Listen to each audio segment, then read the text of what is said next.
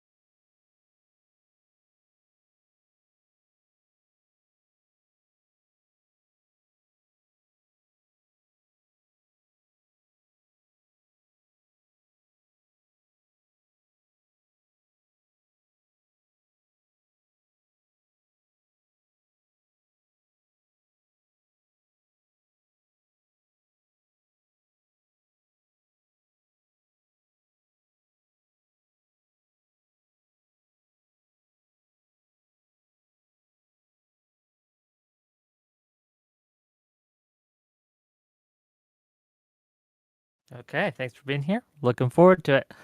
Ash, Rube, what do you got? Hey, Ash, Gelatinous Rube, whatever you want to call me. So I would prefer Americans not kill each other over healthcare, but it's difficult to encourage a ceasefire without some means of reprisal or some kind of leverage to encourage them to stop killing us over healthcare. So if healthcare CEOs don't want to be killed, I think that Luigi has, through a bad action, given us some leverage to encourage the members of the healthcare cartel to defect a little bit.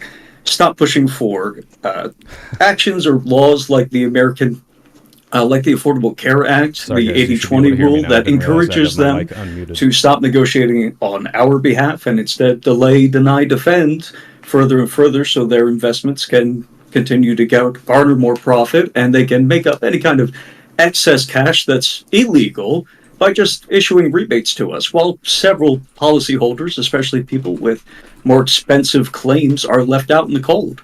So I think that this is an unfortunate event that has given us a lot of leverage on the side of policyholders. Okay, we'll get into it as we go. Eucharist, what do you got?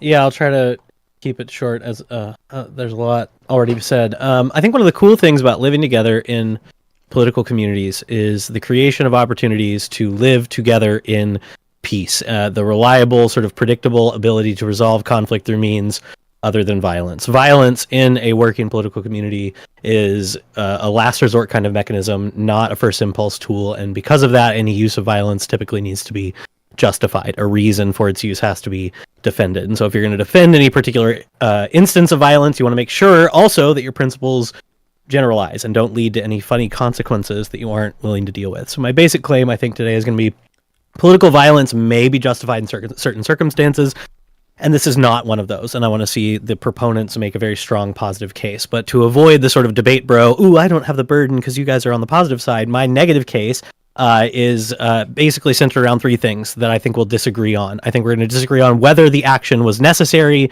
effective, or justified. And I disagree on all those. I think it's unnecessary, ineffective, and unjustified.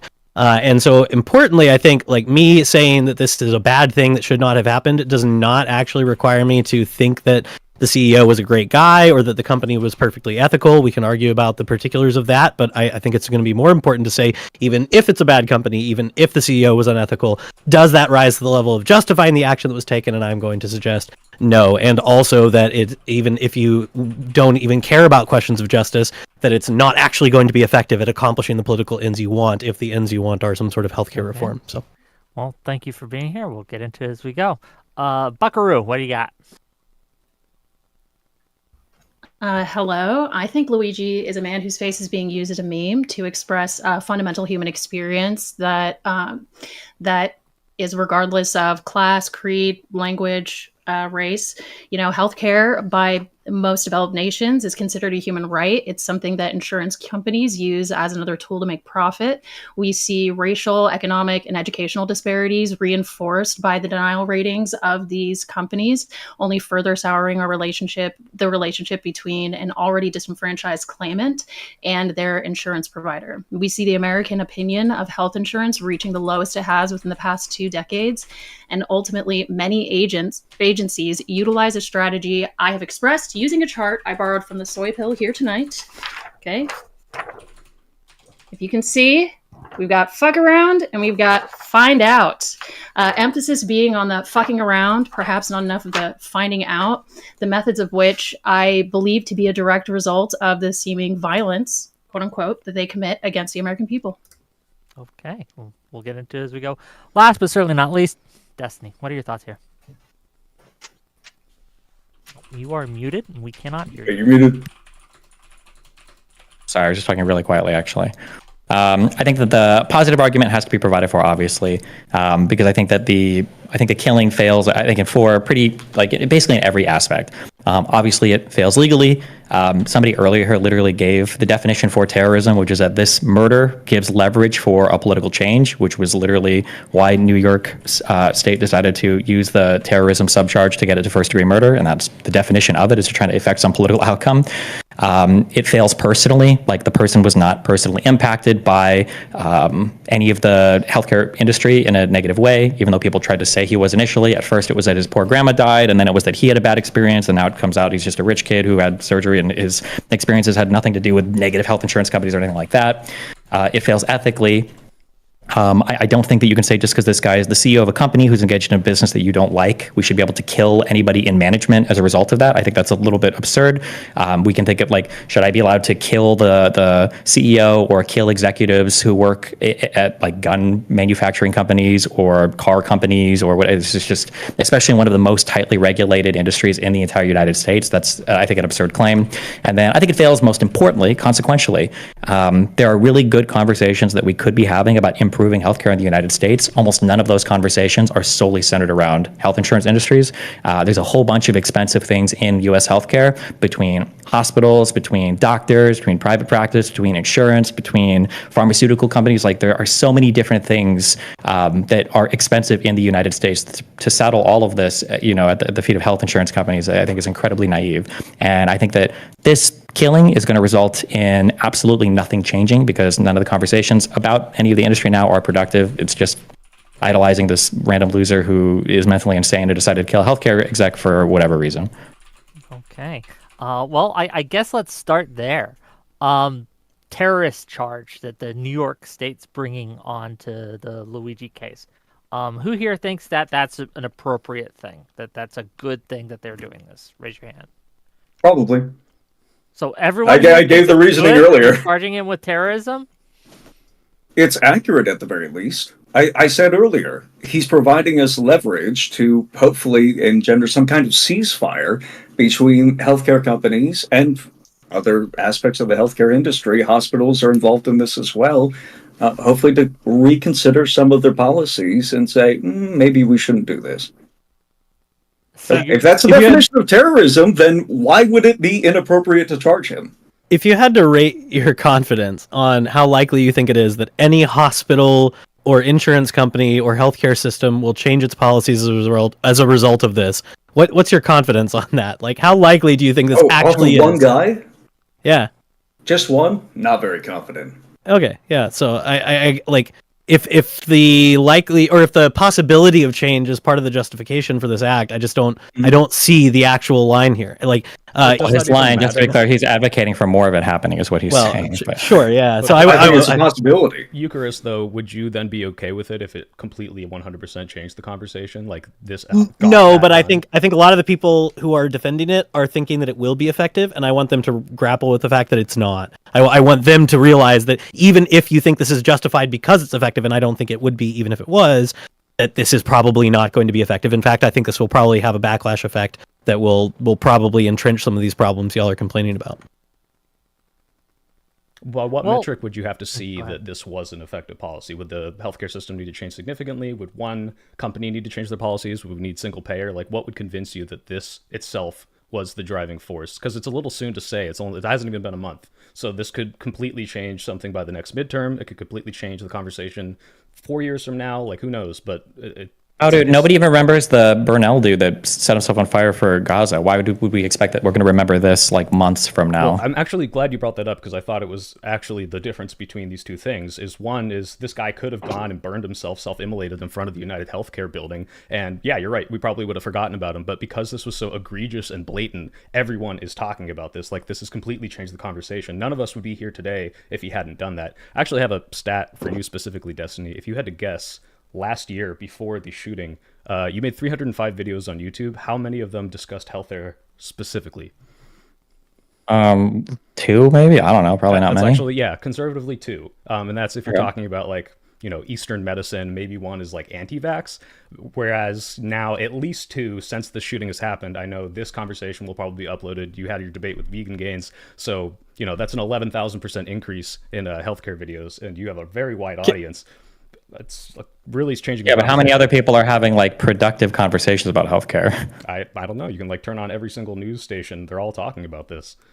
No, they're just talking about Luigi, the fact that he shot somebody. But I don't even think we're talking about it much anymore. We've kind of moved on. We're in the next part of the news cycle. We're waiting for Trump to come into office. Like, I have no way to check this or prove this, but a similar question back at you three. How many of you before this news cycle could have confidently named Brian Thompson as the CEO of this company? Did you know him by name or sight or face? Okay. Right. So one of the issues I've had with this whole like sort of grave dancing in the aftermath of the Luigi incident is like I could maybe be perfectly okay with seeing people do the kind of grave dancing where I've seen some of these anecdotes. Specifically, people are like, yeah, I wasn't insured by United and they denied my claim for this. Screw that guy in particular. I'm really pissed about it. I've been following, you know, the lawsuit against him for his insider trading and all of this, and I hated him and his guts, and I'm glad this happened. Those people, fine, whatever. But most people had no idea who this guy was, had no idea what was going on in this company, probably couldn't have told you anything about any of these stats beforehand. Maybe you're right, Soypill, that like that's a good thing now that we're talking about it. But I do think that there's something really weird about just being like, yes, this guy in particular was so evil and so bad that I think a random person, rich guy who was not affected by his actions, gunning him down in the street is justified and thumbs up and okay. And I'm going to celebrate it, even though 2 weeks ago I couldn't have told you anything about him. I personally do agree. That, though? Just one at a time. Let's go to Buckaroo and then let's go. I do agree there is a massive, like a lot of people didn't really know who he was, but I think that is just relaying a serious issue within health insurance agencies as a whole and with healthcare, with how healthcare is provided to an individual patient or in this case claimant. I think the distance that is put between the individual patient and the care that they're provided actively perpetuates this this dehumanization that goes both ways. You know, we complain a lot about how we are seen as numbers on a chart, and so is Brian Thompson in this case. So I actually think your argument goes to it goes to express a greater issue that I think is perpetuated by insurance companies as a whole. And I do think Brian Thompson. Would this mean that you're like super against single payer then, since probably the government sees you as a number more than any other, like that would be the largest organization in the entire country that could.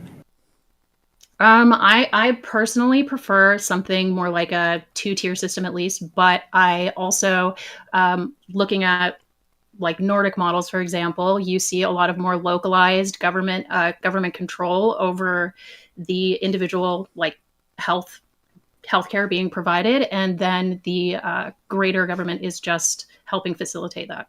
Wait, in Sweden and Norway, they don't have federal level payment? They do, but they offer a lot of allowance to the individual counties as to the way they facilitate it.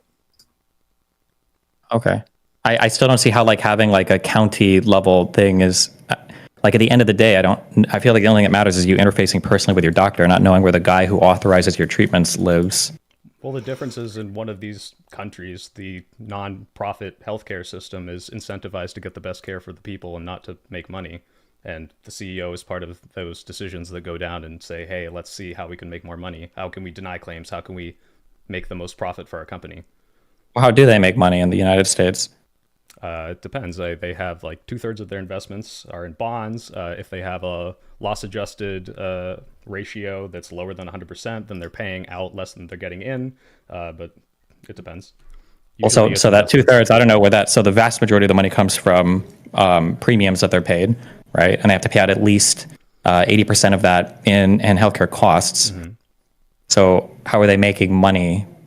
Like, couldn't you argue that the U.S. healthcare system is incentivized to make money by charging people for things? So, like going to the hospital and delivering levels of care that you know are going to be effective, or like would people buy a drug if they knew that it wouldn't work, or would people go to the hospital if they knew that it wouldn't work? Or I'm not sure I'm following. Could you? You're saying that they're incentivized to profit. Well, how does a company make profit? By selling a good or service. We think that healthcare is probably important, so we consume that good or service. Selling a good or service, or denying people claims. So saying, I mean, you can look at any of these examples. I'll just bring up a bunch. But do you know what a MIST is? Like a minor impact soft tissue? No. So there's a specific strategy for missed claims where they say, look, the payouts for these are incredibly minor, and they're also very hard to prove because you don't get x-rays or specific medical diagnoses that are super, super obvious. So it's more profitable to us to just say no to all of these and hope that the vast majority of the people don't fight it. The ones that do fight it realize that the litigation is going to cost more than the payout ever would be, and then they make more money off that and are not providing the promised care to the people that they're supposed to. So it is. Wait, so you're telling me there are health insurers where it explicitly says that they cover things like these minor impact soft tissue injuries, yes, and then but they actually don't cover any of them? Can you give me an example of a company that does that I can look up? Yeah, look up Allstate. Wait, for health insurance or is this for car insurance? This is for car insurance. Okay, we're not talking about car insurance. We're talking about health insurance. I think it's a different type of thing, right? Okay, so then we could look at the recent report that came out from the permanent subcommittee on investigations, where this is, you've talked about this on stream, the AI denials of people getting post-acute healthcare. This post-acute healthcare, for those of you who don't know, means when you get a procedure, let's say some sort of surgery, or you need something and you need that care afterwards, they have this system that determines whether or not you need it. That system might be based on a couple of factors. It ranks all these points, and if you're over a certain threshold, they just deny you that care. People who are denied care either have to pay out of pocket, go through litigation, or forgo that care entirely, and the consequences of forgoing that care are either your condition worsens, it becomes permanent, or you die. So what about that? That's healthcare. That's literally specifically from. Oh, I don't know where so I don't know real quick. That 90% number, the only place I've ever been able to find that before, that wasn't from any House subcommittee or whatever. That was from a lawsuit. Let's say it's 1%. It doesn't matter. The point is that people are dying because of this. Well, the point is do we think that every single denial is bad? No, there are tons of denials that are fine. Fraud is the second biggest white collar crime of all time. People like to commit insurance fraud, and we should have checks for that. But that doesn't mean that most of these denials are okay. And if you look at the quotes, I will note. Hold on, just real quick. This is to you, Soy, and to your side. Wouldn't it matter how much of this is happening? We can recognize in any system there's going to be failures, there's going to be fraud, as you said, there's going to be bad actors. Like, how many people have to have died for what Luigi did to be justified? I'd say he's a hero to whoever the people who had family or friends die, regardless if that's one person, 1,000 people, 40,000 people, whatever the number is. Obviously, there's probably a more reasonable threshold. It's not one, it's probably hundreds, if not thousands. The point is that these systems being used are based on whistleblower testimony, not adequate to what adjusters would normally do to give people the proper payouts. I will also note sorry, thank you. I will also note we do see that there are nearly 17% of in-network claims that are denied, at least in 2021. And 77% of all of those were just listed as other reasons. There wasn't even a clear outline as to why they were being denied, as to whether it had to do with their specific policy or if they filled out the forms wrong, which is part of the denial rating as well. Hold on, real quick on that. If somebody filled out a form wrong, wouldn't that be a good reason to deny somebody? I believe that if a company is being,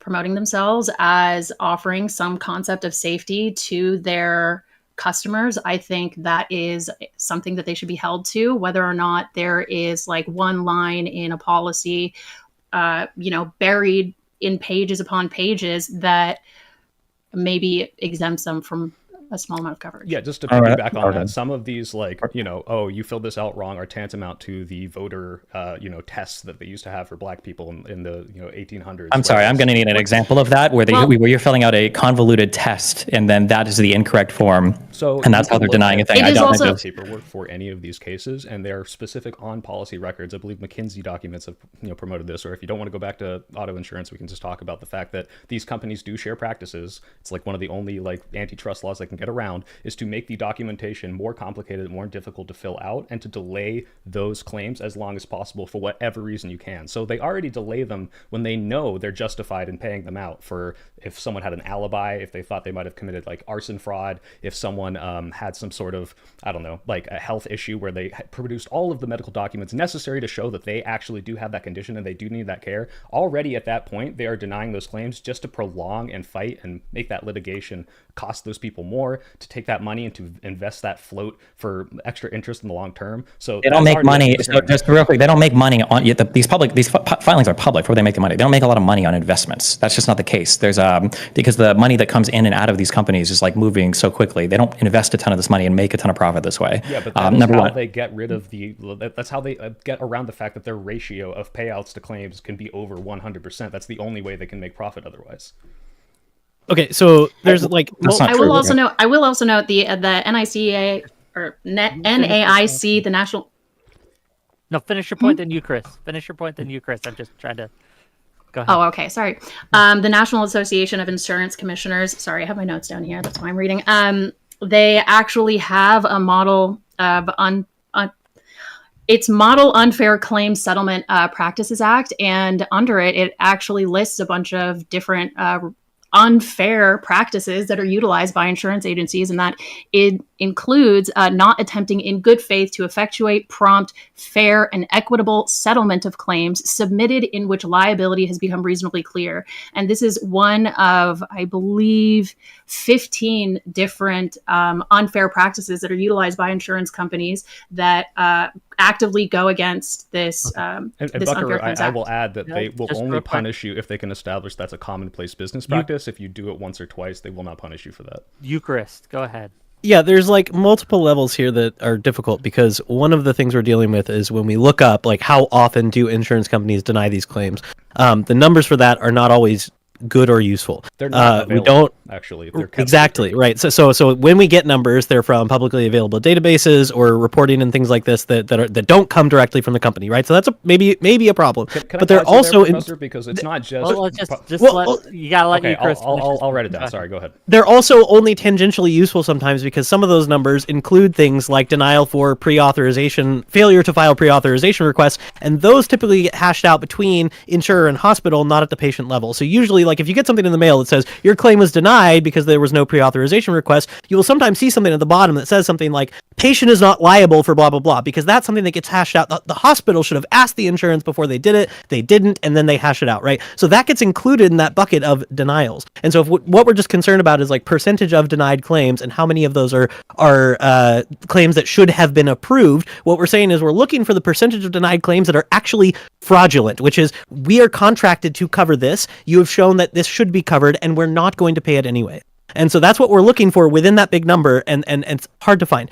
And because, as you said, the numbers are not available. That is another issue, right? Because go ahead. Yeah, you can go on that one. Jump in on that. It's like the reason the numbers are not available is because these insurance companies lobby to make sure that they do not have to publish them. The only place you know who else is lobbied to make sure they don't have to publish them, though, is labor unions. There's an article I'll send you guys later if you want. Okay. ProPublica has done a series of essays on this. The point is that the NAIC is the only people to get this. They report it to them privately. They're not even a governmental institution. You can get accounts from the people who work at this place, and they say that like you said, the data is overlapping. It's ambiguous. They don't all use the same reporting standards. And finally, there are companies that do transparently release this data. One actually that I know of called Chubb, and it's the most transparent, and it's lets the best consumer to ensure a relationship. It costs a little more, but is completely possible for all of these people to release all of their data. Yeah, all of this is hold on just real quick. All of this is nice, good, interesting information. It's connected to the topic at hand, but the topic at hand is let's just cede all of that ground, right? The health insurance companies are bad. They do bad things. Is it okay? Well, no, you can't cede the ground because this is literally where the conversation is and where it needs to happen. Because if it is the case, because the problem is that on one end, you've got this caricaturized version of health insurers who are just like, the only way we can make money is by denying everybody all their claims all the time, and we do it maliciously and evilly and we whatever. And like that's on one end. And then on the other end, it's like, okay, well, you've got businesses that function in like the most heavily regulated environment, probably of all U.S. businesses,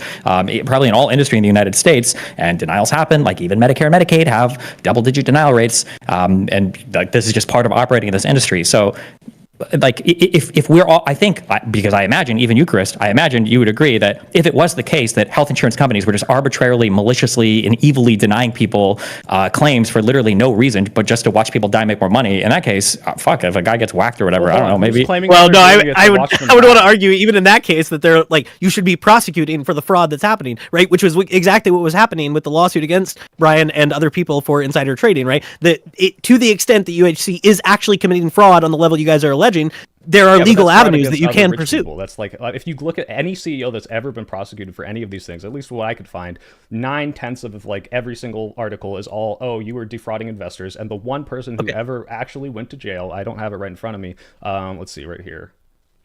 Yeah, Kothari and McMenamin, who just like were so egregiously lying about their claims, making up numbers completely, that it was prosecuted. Everything else is the status quo, and that's kind of the point, is that you can deny all these claims. You can implement these computer systems that group people and segment them into these groups that don't make sense on an individual one-to-one basis, and it's not illegal. It's not considered immoral. I mean, we have two people right now arguing that it's totally okay. In the meantime, these people are just dying. And I'm not saying, Destiny, you mentioned... This doesn't happen. You're lying when you say, hold on, what percentage of insurance denials are just like denying people necessary care and then they die? If you had to guess, like, what do you feel like that is? Don't know. They don't release the numbers. Well, no, guess, but you have a strong enough feeling you think a CEO should die over it. So tell me what you think in your head, like, what's your intuition? Like, what do you think it's around? Clear. I don't actually necessarily even support the murder. I don't know if I want to live in a world where the way that we... Sure, but I still want to know intuitively, what do you think is like the amount of arbitrary bullshit denials and then people are like dying or having severely horrible adverse outcomes for denials that are just unfair? What number would I have to say for you to change your mind? I mean, I think any number is not necessarily good, and I think we should probably seek to reform the industry. But like in my mind, this number is probably like, I would say easily less than 10%, probably less than 5% in terms of like probably less than 1%. But it feels like in your guys' mind, because I have no idea. I'm not going to say a number. The fact that it's like the most heavily regulated industry in the United States. It's the most heavily regulated. As in, there's a fuck ton of like paperwork. There's a fuck ton of information that's required to be like, for instance, somebody said earlier that claims are rejected for no reason. That's not even possible under the ACA. You literally have to. You have to provide a reason for rejecting a claim. It's a requirement of the ACA. To be clear, that the claim was all other reasons. I don't think you can give that. I've seen rejections before. I don't think you can just reject for no reason for all reasons. That doesn't make any sense. No, but I'm not saying for no reason. I'm saying for all other reasons. I think it's just, at least in the data that was being sourced. Hold on. Other than fraud, just maybe this will help. Buckaroo. Other than fraud, what do you think would be a legitimate reason for a health insurance company to deny a claim? What would give me an example of what you would think would be a legitimate, non-fraudulent reason where the healthcare insurance provider can and should say, we're not covering that? I think if somebody's trying to jump the gun on treatment options, for example, they want to skip over like all of the preventative options and go straight to the most extreme option that also happens to be more expensive because it's utilizing more expensive technology, I would say that's worth denying, because I think people should be trying to take an exhaustive approach, or at least like attempting some sort of approach to preventative care before seeking out the most expensive options. I think a lot of elective surgeries, whether or not I agree with all the classifications of elective surgeries, I think there are a lot of elective surgeries that are just fine to be denied because, I don't think everybody needs to have a nose job. Not everybody needs to have, elective surgeries. I mean, I could go down a list of them, but wait, just as a real quick audience thing. So an elective surgery is just something that's not life-threatening. It's not always a cosmetic surgery. So, for instance, if you have like a bone that's like broken or didn't heal right, or it's kind of like fucked, but it's not like threatening your life, you can schedule that surgery in advance. That's not like a cosmetic surgery, but that could be like an elective surgery. Assuming it's not like a life. This is a part of why I'm talking about surgeries that are talking about options that are not taking an exhaustive effort to their like preventative care and to appropriate care at first, because perhaps what they actually need is a cast first, but they're refusing a cast and they want to have the surgery instead. I think there are a lot of different circumstances in which there are surgeries that may or may not be covered for good reason.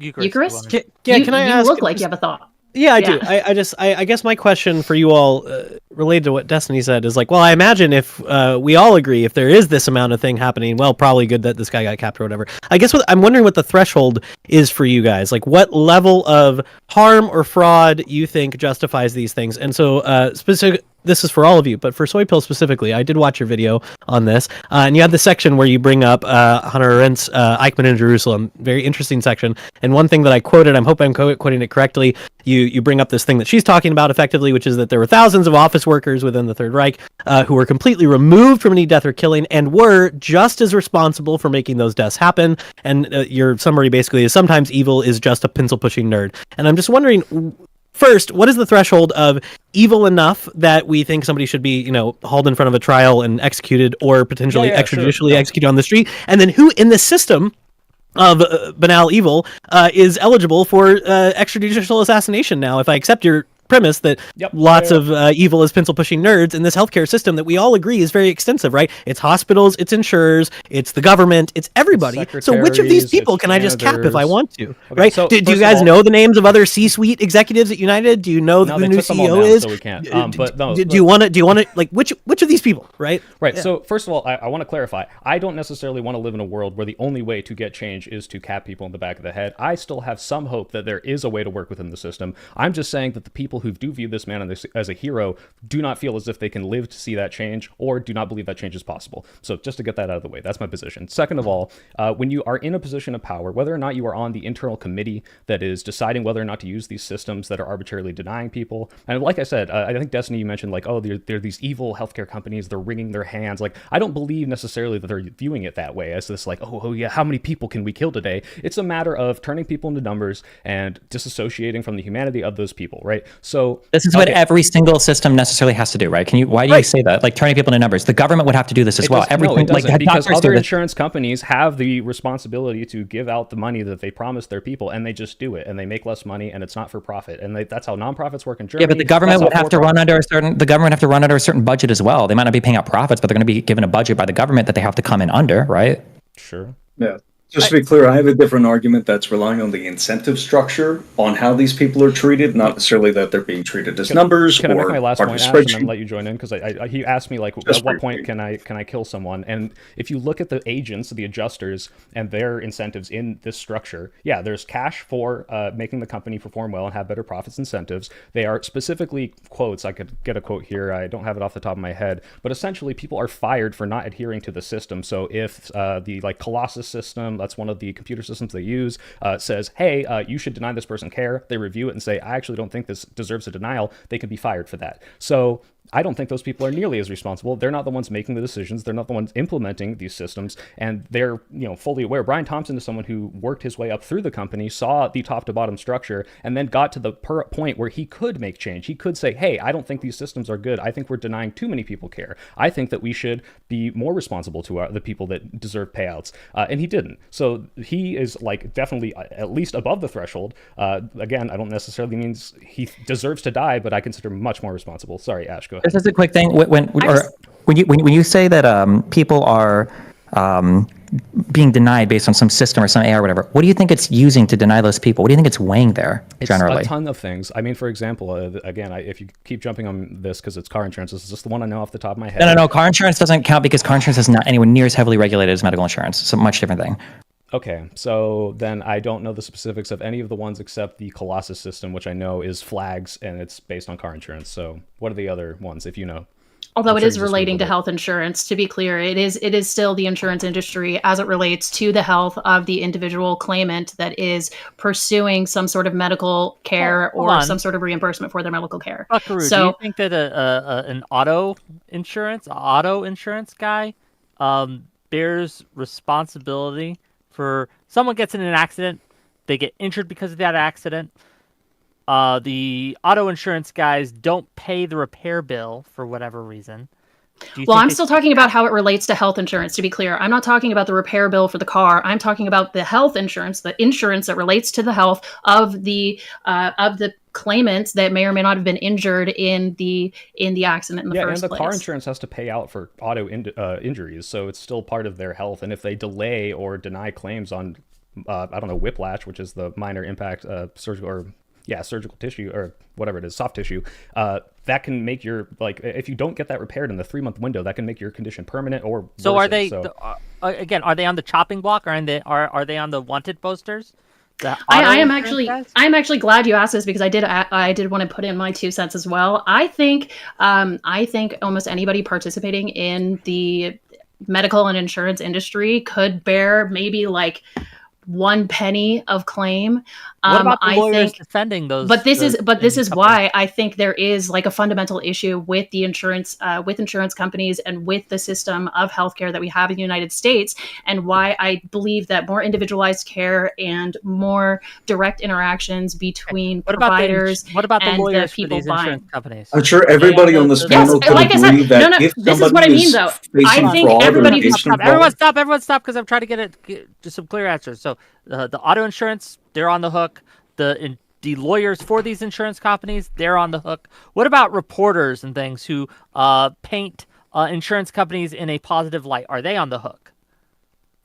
I mean, again, I don't even know if I agree with the statement "on the hook," because I think this is a system that is perpetuated by almost every single person who participates within it. I don't think there's one person that you could say, this is the one person that if he's gone, then everything's perfectly resolved, which is also why I presented my issue with the whole conversation in the first place as a result of the treatment of claimants of treatments of claimants. I think it's less just a conversation about justification, but more about cause and effect. If there are people who feel like they've been wronged at such an extreme level, I think they're going to have some sort of negative reaction. And after about 3 decades of the implementation of delay, deny, defend, as proposed by the McKinsey & Company, the consulting company that a lot of these insurance agencies specifically sought out, I think that is a huge part of what's perpetuated these issues now. And I think a great way to resolve it would be to reform the whole system. Okay. Ash, you've been trying to get in. Sorry. Just briefly, I'm sure that we could all agree that if somebody is engaged in fraud, then whatever the punishment we decide is appropriate for that person, it's going to be based on proximity to their responsibility for the fraud. United Health Group employs something like 440,000 people. I'm sure that we could agree that if somebody is closer than not, or has more decision-making power within the company, Brian Thompson is... Would you disagree that he's within the top 1,000 of those 440,000? he's I mean, it certainly more depends. influential than the Would it person. be unreasonable to say the top 100 or even maybe No, the top 20? Who would you kill if you were Luigi? Wait. It depends on what you mean by like decision making process. So like like a manager or a chief executive officer might be making more broad level decisions in a company, but they might be further removed from like an individual making a fraudulent decision. Let's say you literally have a store called like Morals Are Us, and it's the most moral CEO ever, and then you've got like a frontline employee who like intentionally swaps medications for people at the pharmacy just to watch them die. We wouldn't say that the CEO is responsible for that individual's criminal act as contrary to the law and company policy, right? Okay, And in the what same about sense, going back to promoting the Eichmann and Jerusalem situation, right? We just recently hauled another Nazi prison guard before a court who has managed to outlive his years, right? He was like a 17-year-old Nazi prison guard, right? We prosecuted people who were at the lowest rungs of this, just implementing what their superiors said. That's the point of the whole Eichmann comparison, Well, right? the difference So I being don't that know that if I can guy watched use the them person maybe on the kill phone who's Jews just versus- applying the algorithm, right? If the algorithm is so evil and it's defrauding people at this grand scale, the person who's on the phone saying, "Yeah, man, your claim was denied. I can't do anything about it. I checked the box and it spit out the output. What can I do about it, man?" Like, is that person any less complicit in the scheme you guys are developing? I'm not sure. Like, Well, yeah, because their livelihood. I would say that they are obviously changing it. Like complicit. they will literally. so get was the fired. Nazi prison guard. Like, I don't see the distinction. They were just and following I say a orders. Nazi prison guard is just as responsible, and we'd have to. To be clear, I don't have an argument based on the Nazi prison guard. I'm just going based off of modern. I don't have examples, Nazis modern in any law. of my arguments. To be clear, at no point did I study Nazis for this. Well, I'm implicating you in Soy Pill's argument. Okay, he put a video on the internet. You're on his side in this debate, and you Use get my it all. graph. Okay. You got to do it. No, I'm innocent. I swear. Yeah, No, that's what the I guess Nazis said. I still have not heard like a very convincing like here's why I can't kill a mid-level manager at UHC. Okay, wait, another question I have then on this same line, right? Can If I you- invoke a Nazi I argument? personally actually, just think you Professor? Because we want to talk about Nazis. Do you know that? Sure, go ahead and invoke the Nazi argument, do and you then I know have a that- question do you know- I'll save. well, Yes, please. Sorry to interrupt, but do you know the indie movie Schindler's List? Yeah. You know, Oscar Schindler probably couldn't overthrow the entire Nazis, but had plenty of options as the head of a company to save people, to defy them, to subvert them at every possible moment without actually dying, and he did that. Sure. So, yeah. do you think that Brian Thompson could have done that? No, No. Why not? because you can't even list a single way in which he could have. One, he's not even the person that is could- that's shot could calling at the have- end of the day in terms of like what the company's doing, You don't right? think- He would you just be don't think fired as You don't think a CEO. CEO has any influence in the company? I'm aware To that drive the there's company a to the board- ground, he would just be fired, right? What do you mean? What? No, I'm just saying that a CEO has influence over what the company does. If he's promoting the AI system, I mean, you can tell me that he was just like a pretty face to promote that system. I don't know. I don't think so. I think he was probably. Yeah, but hold on. doing it When you because he say knows what AI that system, does. so we're all young. None of us are 75 years old here. Okay, I don't think AI needs to be like the scary word that makes something automatically Okay, well, bad. let's say the computer So just system. saying, They've been using them for 30 Sure. years, and they've been overly Yes. denying people. We have quotes from people. Overly in the denying- industry. They overly get denying quotes compared from to people what? in the industry that they are not fair to the standard of what a normal adjuster would say. These are from people in the industry are saying this. So if they know that, then why not some almost more of those always- quotes instead of things about car insurance? Again, this is all built on the idea that like these companies are maliciously and evilly just denying people It's not malicious. claims for no Well, reason. first of all, you could say it's malicious, but I'm just saying that they're using these systems under the guise of, hey, we want to reduce our administrative costs. But you can look and they know in this Senate report that literally came out 2 months ago, they see that the costs that they're saving on their administrative costs are like $2 million. The cost that they're saving because of denials from the system they're using is like in the 10 times magnitude, 100 times magnitude of that. So Do you That think doesn't that even make no sense. one? Wait. That doesn't even make sense because if they decrease their administrative costs, they would have to pay back premiums to their customers. Because if your administrative costs get too low, you have to pay out 80% of all of your premiums as healthcare costs. So if you were to reduce your administrative costs too much, and then that would to decrease, and you were like making more money than you were supposed to, you have to pay the premiums back. Companies have done this before. You can't just hoard premiums from customers. You have to pay this out to people. And they do pay out a certain amount of claims. This is not about them denying literally every single claim, but that they are denying what I believe and what Soy Pill believes. And I just remember that Ash had something to say after this. and Professor But asked a question, sorry. they are still denying what I believe to be in a wrongfully high percentage of claims. High percentage of what? Like what kind of claims? How do we even know that? How do we even quantify you can't that? say wrongfully high because they won't release the data. So then what? Okay, You just so advocate somebody? under the. I just have a part of my issue. Whew, easy. Yes, I would agree with that. I also just have Less issues murder, with. more data. Let's go. Yeah. Oh, also, I will note I'm not in support of murdering. I think choosing other options is usually the best choice. I think murder is bad. But I do think it happens nonetheless. We have to do a little throat clearing, but we all get what you're trying to say. Let's give it to Ash. Ash had some things to say, and he's been trying to get in. Go ahead. Yeah, just briefly, these rebates are the means by which these companies make up for their administrative costs. Because they have to file at the end of the year, sorry, not the end of the year, I think their fiscal year, whatever, is July 31st is their filing deadline. Though if they file by, I believe it's September 15th, it's still considered on time. If you were to, let's say, hypothetically, deny or just delay claims by denying them, let them go through arbitration, whatever, you kick them back and forth, and eventually towards the end of the year, you find that, hey, some of these claims actually, if we pay these out, we're going to get a lot closer to our proper ratio of administrative costs. We might be a little bit over the line, but we can issue those as rebates, and by rebates here, we're looking at $54 checks to every single customer within their group of policyholders, right? Basically to every single customer of that company. That's an interesting hypothesis, but then we should be able to do a very easy study and show, are you more likely to have a claim denied in the beginning or end of the year? We should be able to see that. Like, that would show up very easily, right? How would we do that? Wait, how would we do that? Right, you could survey customers, you could survey hospitals, you could survey, what do you mean? There's a million ways you can measure that. When did you have a healthcare claim denied? Yes or no? And you say yes. What correlation are you looking for?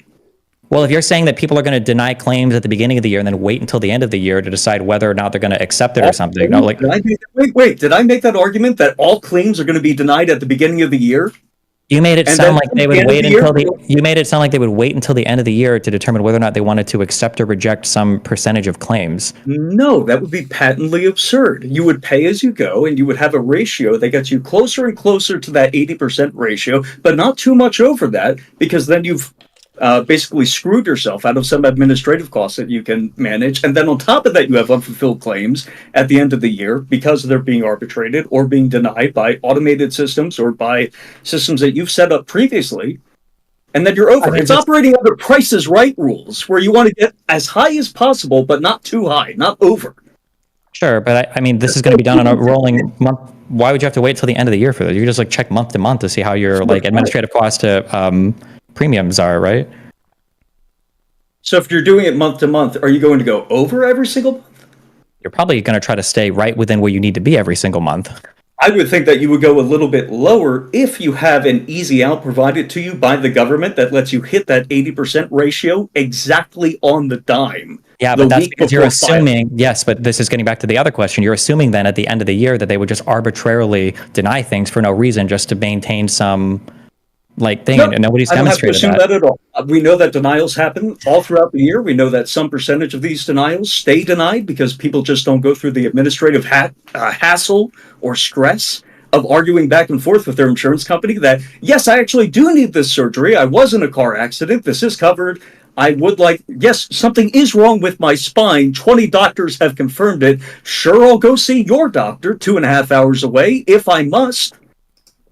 And I do think that goes again, once again, back to the... Then it sounds like, just real quick, it sounds like your issue, it sounds like 75% at the end of the fiscal year, and for them to have a means to make up that remaining 5% at the end of the year. Yeah, so the one example you just gave was somebody seeing 20 out-of-network doctors who are going to an in-network doctor, then pay for a different insurance. I've never said out-of-network doctor, that's just something that you made up. Most insurance is provided by employers, to be clear. So you can't always just buy different insurance. It would include going to a different employer that buys different insurance packages and then offers you insurance. No, I'm just talking about you get a physical exam from several different doctors and your treatment, which is a surgery, gets denied. Why would you get a physical exam from several different doctors, and then if they recommended a treatment that how about if the insurance company requests it from you because that's their condition for the denial or the adjudication or arbitration of this denial to proceed to the next step? And then after the 20 that they requested, then you have to go to the one other one that they. That would be pretty fucking absurd, and it's why an insurance company lost in a lawsuit describing this exact situation, which is why people are pissed off. By the way, you don't actually need to have a 10% death rate among healthcare companies. Because somebody got sued once for an issue, that means that it's an industry-wide norm? Like, I can show you. I Sure, can that's also my show you. point. Hold on, I'm curious. Will you acknowledge that there are patients that scam doctors and insurance companies for medication? 100%. And hospitals, by the way. And there are hospitals that scam patients as well, and there are doctors that scam hospitals by The overcharging recent over billing. anesthesia problem. Okay, yeah, that but we you wouldn't brought say up that. was But we wouldn't say that all of these systems are corrupt because sometimes people scam people, right? I didn't argue that at what all. if I it's just said that they had a industry financial incentive to act poorly because they have a get out of jail free card at the end of the year provided to them by the government. I don't think you can defraud somebody of their insurance, and as long as you hit that 80-20 ratio, you get out of jail free. You still have to give a reason why you deny people their claims. You have to give a reason for it. It's part of the law. Sure, absolutely. and the reason And could the be hassle Well, of could you administrative stress explain leads what to are the some of different- those denials being dropped. If you want to say that's not true, that's fine. If you want to say, like, hey, I don't think that this is a widespread problem, there's actually nothing going wrong here at all, that's totally fine. Just live with it is an acceptable answer. The problem is this shooting is a referendum on just live with it. I think No, that it's normal not. It's people a have figured out crazy, the random, reply. rich loser guy who had no negative experiences with unaffordability of healthcare, unattainability of healthcare, who just wanted to kill somebody to get famous. That's all he's I don't doing. think That's all those he's are done. mutually exclusive at all. Do The you think leverage that's is why here. he killed him to get famous? Yeah, of course. What do you mean? What do you think his reason was? I don't know. Did you read the book that mentally he read? unwell. Yeah, I like. Do you think he To wrote? read the book that he read, he did write a manifesto. Yeah, he wrote a He did manifesto. say why he did it. He tried to right? remain anonymous. Like he didn't. They caught him. It wasn't like, hey, look at me, everybody. Like, where's that coming from? The guy that wrote the manifesto That tried to wasn't remain released anonymous? until they captured him. Yeah. Okay. Let's be clear, my argument doesn't believe on that. I don't think that those are mutually exclusive at all. He's definitely a weird, crazed weirdo. Well, that if you read the- wanted some fame. Okay. I far prefer Ash's way of thinking about this in terms of incentive structures. I think it is perfectly reasonable to think, hey, there's a system here that might incentivize certain insurance companies to sometimes deny claims that they should otherwise pay out, assuming that even if the person appeals it, they will have to pay it out because they just expect the person not to appeal it. This definitely happens in car insurance. It's probably happens in health insurance. This is part of the ProPublica reporting. It's a good series. You guys should read it. It's convoluted and hard to appeal denials of health insurance. Sure, that probably happens. There's probably an incentive It's there not that probably. happens This is sometimes. like the McKinsey documents released that prove that they Let Sure. that's their let official you Chris strategy. Finish. Let you Chris finish. Let My you- question is, even if I concede that, I'm still not sure which parts of this are relevant to who gets the Luigi treatment, right? So you also have brought up institutions treating people as numbers that lead to harm or death.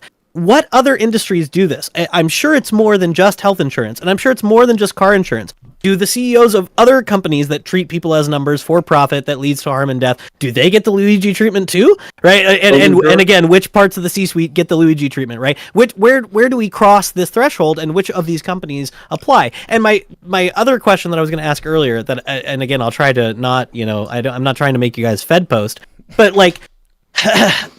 let's assume that Luigi had attempted his act and had failed, or had never attempted it at all, and you guys magically did know that Brian Thompson was the CEO of UHC, even though you didn't know that before. Would you be on this panel advocating that somebody go out and give him the Luigi treatment? And if not, why not? And if so, who else is on that list? Oh. I just don't know where this principled stance is coming from, that this is the thing to do now and it's good and we should praise him for it. Well, this is the whole second part of my argument. I'm glad you asked. So, I don't condone necessarily the murder, but the reason I don't is because I think we are closer than we ever have been to getting a single payer, except for maybe not ever have been because of who's about to be president. But it is possible to reform within the system. It is possible to elect someone who will actually change this. The issue I have is, while I might not have that issue, what do you tell the people who are dying and suffering today because of these policies? What are they supposed to do to fight this? Because you can say, hey, in 2 years, maybe we'll have someone who changes this. In 4 years, AOC is going to be president. Maybe she'll, do some crap. But what the hell do you tell the person today that their mom is being denied her medication and dying, that is not getting the... The reality is, the problem is that that's just probably not really happening. This is a fabrication that you're putting in front of people because it sounds good, because very few of you, if any of you, and you even have engagement with the healthcare system. This didn't even crack the top 5 issues that Americans voted on last election cycle. Because no one knows. You should have killed To be clear, most people. No one knows that everybody in the U.S. is dying because they can't get medication. When did I say everybody? First of all, the number is like 40,000, and that's probably inflated. I didn't say it was everybody. How is it that people in Colorado and Pennsylvania and Michigan are somehow convinced that illegal immigration is one of the worst issues facing this country, but they don't know that health insurance and health care people are talking about? And now we're talking about healthcare, and if a bunch more people did that, maybe they would have voted on that in the election, but they didn't, and no one did. Like I said, you had no videos on it before. A lot of people weren't talking about this. Sure, and if nobody's talking about it, what would that lead you to believe? It seems like it's probably not having the impact that you're trying to make us believe. If the only way you can get somebody to care about a particular, you don't have to talk about inflation. Are you implying that if no one's talking about something, it's not happening? When's the last time you saw them talk about climate change on Fox News? Does it not happen? Climate change is talked about almost constantly. What are you talking about? It was part of major legislative packages that Biden passed. They are talking about the problem that climate change is. They are talking about, wow, the climate's really in trouble and we really need to do something about it. They're probably giving opinion. They're probably anti-climate change, but they're probably articles on it. They bring up the Biden bill, they dismiss it immediately, and then they don't talk about it again. And then suddenly it's not a problem. There's literally 5 articles in the past 2 days. Blue state governor's climate law, a plot to get left. They're all talking about how much they hate the people trying to solve climate change. They're not really talking about climate change and the effects of it at all. The point that I'm giving you is that if nobody's even really talking about this till somebody gets killed, it's kind of strange to come out and be like, oh yeah, healthcare is like killing tens of thousands of people in the United States every single year. Well, I mean, I think are being talked to. I'm going to finish a sentence before I get cut off. Holy shit. The issue is that you're on one hand, we're saying that healthcare and denials and claims are poor moms, because this is the example you keep giving. Poor moms are dying because they're not getting their pharmaceutical, whatever they need, because health insurance companies are arbitrarily denying them these things. I feel like if this was happening at an appreciable level and aren't just like horrible mistakes or companies individually just making bad decisions or wrong decisions, if this is like a norm in the industry, we'd be hearing about this a ton. It wouldn't just be an issue that's being brought up now because Luigi shot some dude. Yeah, did you read the Senate report on this? I mean, summarize it for me. What is the Senate report on this that you want to summarize? Yeah, so essentially they investigated that the post-acute care that's supposed to be provided to people was being denied at rates like 3, 4, 16 times higher than the normal denial rate after these systems were implemented. Post-acute care being denied does end up permanently hurting people, taking all the money out of their pocket, or killing them. Do you deny that that's true? I don't deny that a Senate report said it. Wait, so real quick. Do you want here? I'll link it to you. Is there? Go for it. Link it, and go ahead and I'll go through it. Yeah. Wait, is this one released on October 17th? Okay, yeah, that's the one. You got it. Cool. Okay. I would also just like to note, I think a part of the reason that we see, I mean, first off, I would argue that right now over the past 2.5 decades, we're actually seeing an all-time low in the American opinion of their health insurance. I would also like to note that that insurance agencies actually spend a large portion of their profit, or I guess not profit, of their revenue on advertising, explicitly because a lot of what an insurance agency is selling, it isn't actually something tangible. It's the feeling of safety. It's the idea that you can go out and drive, and maybe if you end up in a horrible accident, you're not going to be fucked up the ass because of it. So I think that has to be considered when you're talking about the American public's perception of insurance agencies as a whole. That's why they spend so much money. And I think that's also why they purport themselves to be, a friendly neighbor, why they say that you're in good hands, why they have a cute little gecko that's selling you something, and they have amazing jingles for every single one. So just to kind of put things into context, while it perhaps may be true that we are at an all-time low, at least in America, for how they perceive the healthcare system, when you ask people how they perceive their individual healthcare coverage, it's 60 to 70% approval rates, right? Like a majority of people like the coverage that they get. And I do think Destiny's statement that a lot of people don't actually have that much interaction with their coverage in the first place goes to explain that. A lot of people don't have to make claims, and a lot of people aren't making claims until part of the way, a considerable way through their life in the first place. So I understand, but I don't know if that actually goes to address the whole issue. What does that say if the people that are the most supportive of Luigi are young people who don't really engage with healthcare that much in the United States? I think it says that a lot of people feel really disenfranchised with the future of health in America. I think there have been, obviously tensions have been rising politically across the board, and I think a lot of people are scared that they won't be able to afford their future health care, especially seeing as technology advances in a lot of different aspects of the application of their healthcare. And I think young people are worried because they think they won't be able to afford it in the future, but the people that are currently engaging with the medical systems have a higher opinion. All the people that would have voted yes died because of denial, so they couldn't. Well, like I said, I think a lot of the people that are voting yes probably don't have as intimate understanding and experience with the insurance industry as a whole, because I covered earlier about 80% of claims are approved. It's not that every single claim is being denied. I just have such people right now are disaffected with every possible institution, right? Ratings for every institution at all levels are kind of at all-time lows when it comes to trust. And healthcare, based on the stats Whick just gave us, I haven't actually looked at this particular stat, seems to be doing better than almost any other institution. So people are bummed right now about a lot of things, but a lot of that is vibes, and a lot of that is not actual, it doesn't actually track reality always. And so I don't know why I should hang my hat on, well, people are sometimes bummed about it, and the people who are most bummed, as Destiny is saying, are the people who are least involved with it right now and who know the least about it. Well, I don't particularly care. I think there's merit to some of what you guys are saying. Hey, we should see more of the data about whose claims are getting denied and why. There are provisions in the ACA that could allow us to see more of this data that, for whatever reason, for various reasons, lobbying and everything else, have not been chased down. So maybe we can push for that, right? But I'm just not seeing where in this whole conversation we're having we've crossed the threshold of now you get the Luigi treatment. And well, again, I don't see you all grappling really effectively with the actual implications of saying, well, the Luigi treatment, at least in this case, was justified, because I'm just not seeing any serious wrestling with what else is justified on the arguments you're giving me. I just like to know, again, I don't think that anybody should be going out and getting murdered. I personally am against murder in basically all the options. If we can exhaust, just like with healthcare, if we can exhaust all the other options first, I want to do that first.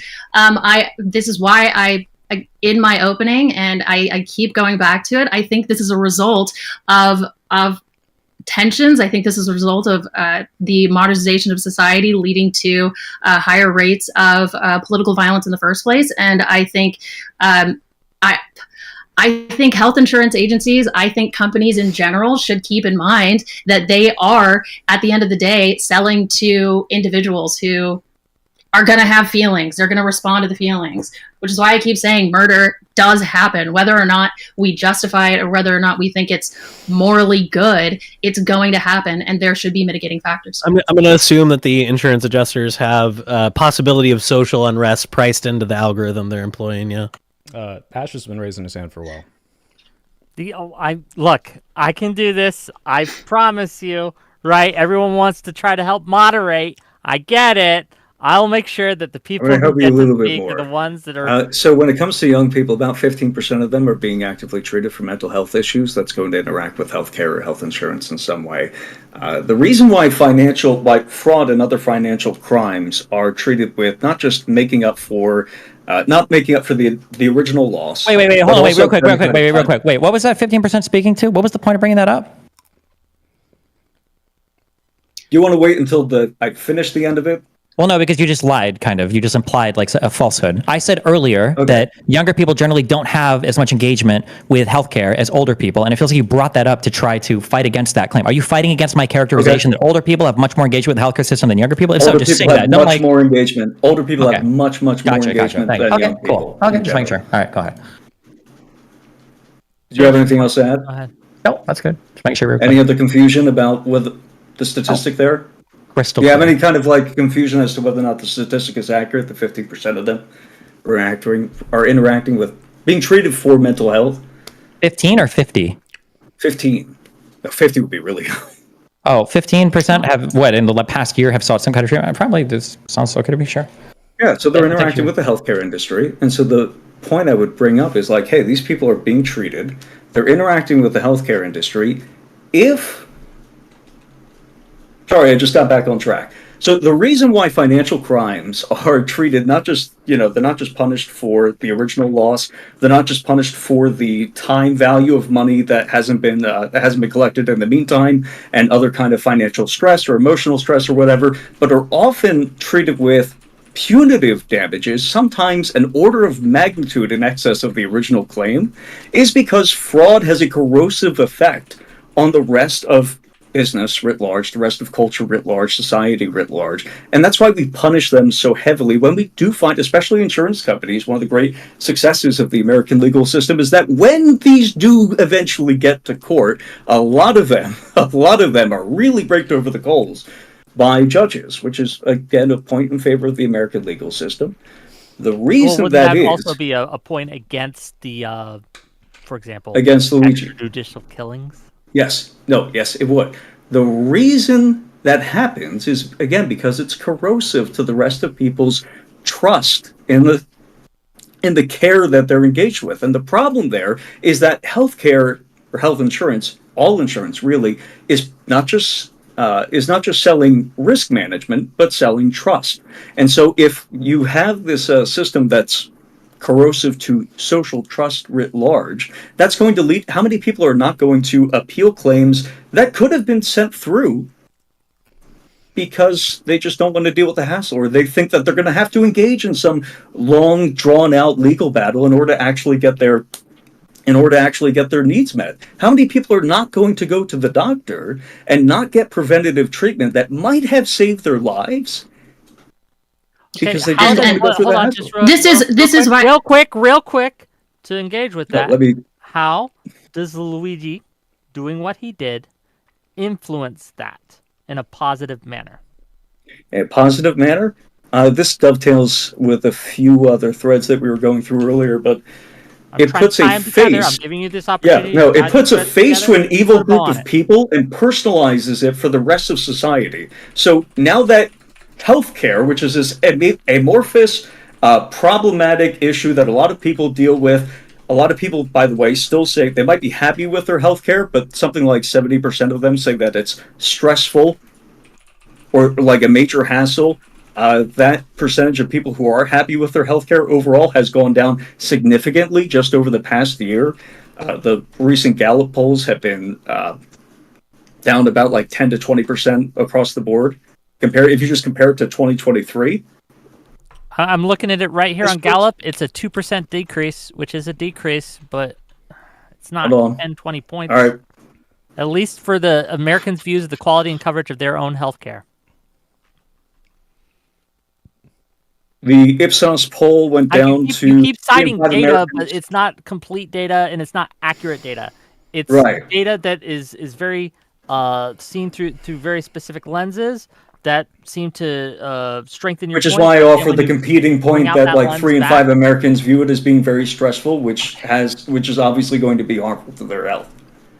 Like, obviously. So the whole point of killing somebody in that case, and what the effect that has on the conversation, is a reminder that the people doing this, whatever this happens to be, have names and addresses. And so that provides people a little bit more leverage, a little bit more negotiating power. I don't think it's right. I definitely want a ceasefire here. But if people are going to defraud and corrode social trust over and over and over again for the hope that they can keep their margins up, then I'm not going to feel bad about it. And that's why you've seen like this outflow of overall support. God, I really wish you hadn't interrupted me in the middle of that. I had a broader point that I forgot. I have a question. Okay, you're arguing that this incident gives the people who have grievances more leverage in the power struggle of resolving whatever problems exist. Do you think that this gives them more leverage than legal decisions against these companies? So United Health Group, for example, in the past, in the mid-2000s, I believe, if I'm remembering correctly, had a CEO who was ousted through a weird stock buyback fraud thing and was forced to pay back hundreds of millions of dollars of blah, blah, blah, right? That significantly hurt the company, significantly hurt that person, pushed him out of his position, pushed the company to adopt new policies. Do you think that did more damage to the company, or that like killing him at that point would have done it? Or for Brian Thompson, right, who was currently the subject of a lawsuit and an investigation into insider trading and a variety of other alleged crimes, right? Do you think that if that had gone through and had been chased down to its end, that would have given people more leverage, or, just shooting them in the back on the street did it? I guess, like, on the question of efficacy, I'm just not convinced by any of you. And it seems like some of you all are saying, well, I don't know if he was justified. I'm not arguing for it, but, maybe it's No, fine. let me respond to that directly yeah. with two examples. One, I don't think that it would have provided, I don't think that the lawsuit going forward would have provided anybody leverage. Because again, Brian Thompson, to your point, nobody knew who Brian Thompson was before this at all.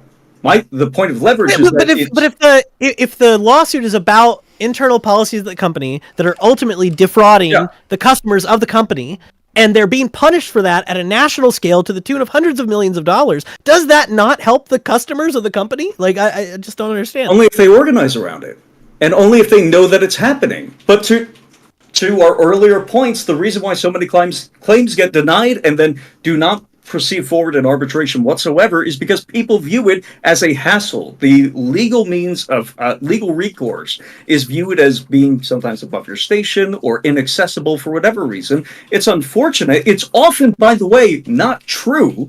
And it's a shame that people don't proceed with arbitration more often. They would have less hassle if they did take that additional step forward. However, how do we know that it's not just that most of the claims denied were probably denied for an acceptable reason?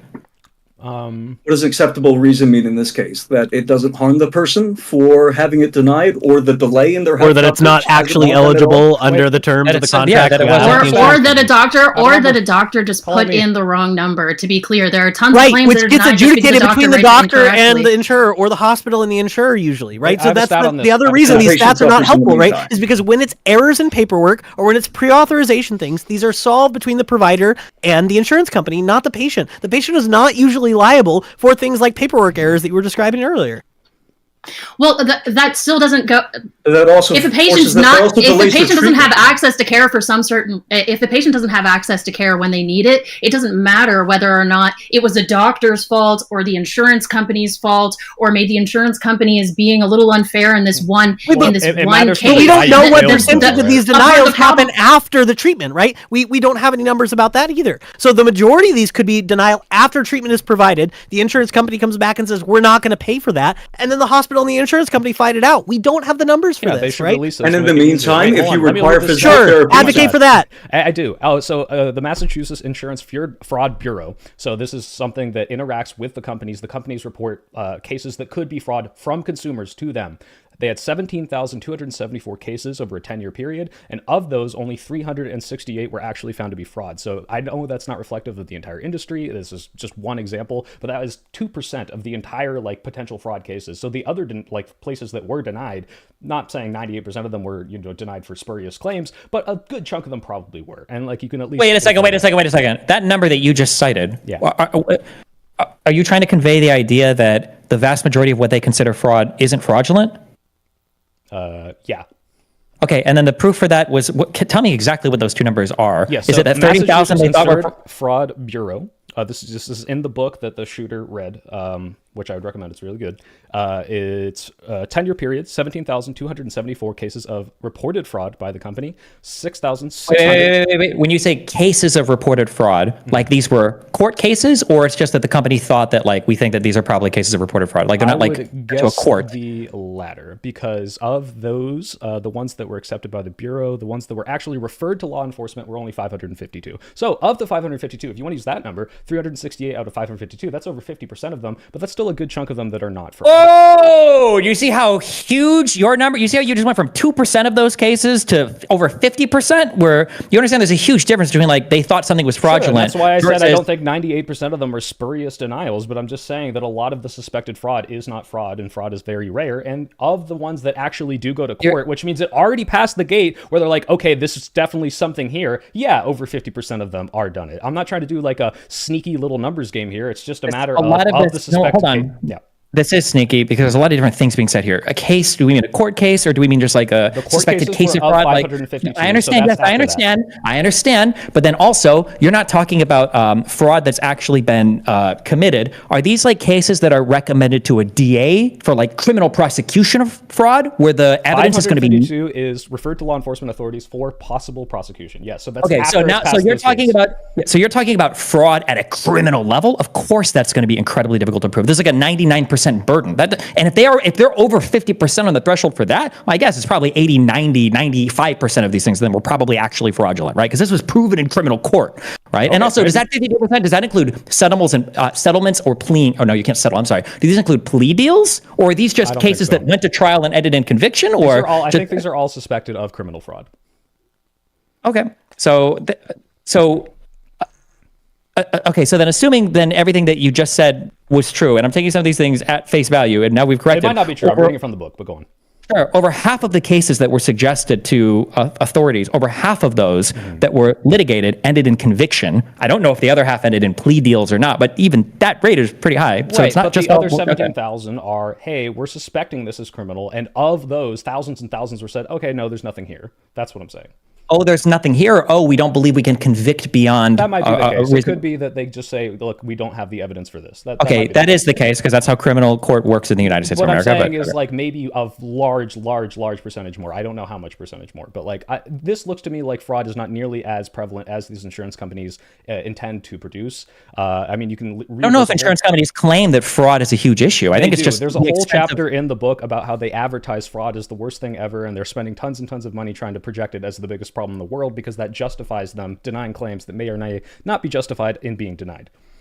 Okay, the vast majority of healthcare costs for insurance companies go into like paying for healthcare. I think the issue is just the rising costs of healthcare. It's not just people like committing fraud. Like a lot of that outpatient stuff you mentioned that I'm reading through this like Senate thing has to do with like post care for senior citizens. That's like some of the most expensive care that can be provided for. Like it's not a fraudulent issue. It's just a massively expensive expenditure. It's the most expensive and it's the most critical to those people, and they're denying that and ludicrously higher rates than they used to do because of these systems that they're using.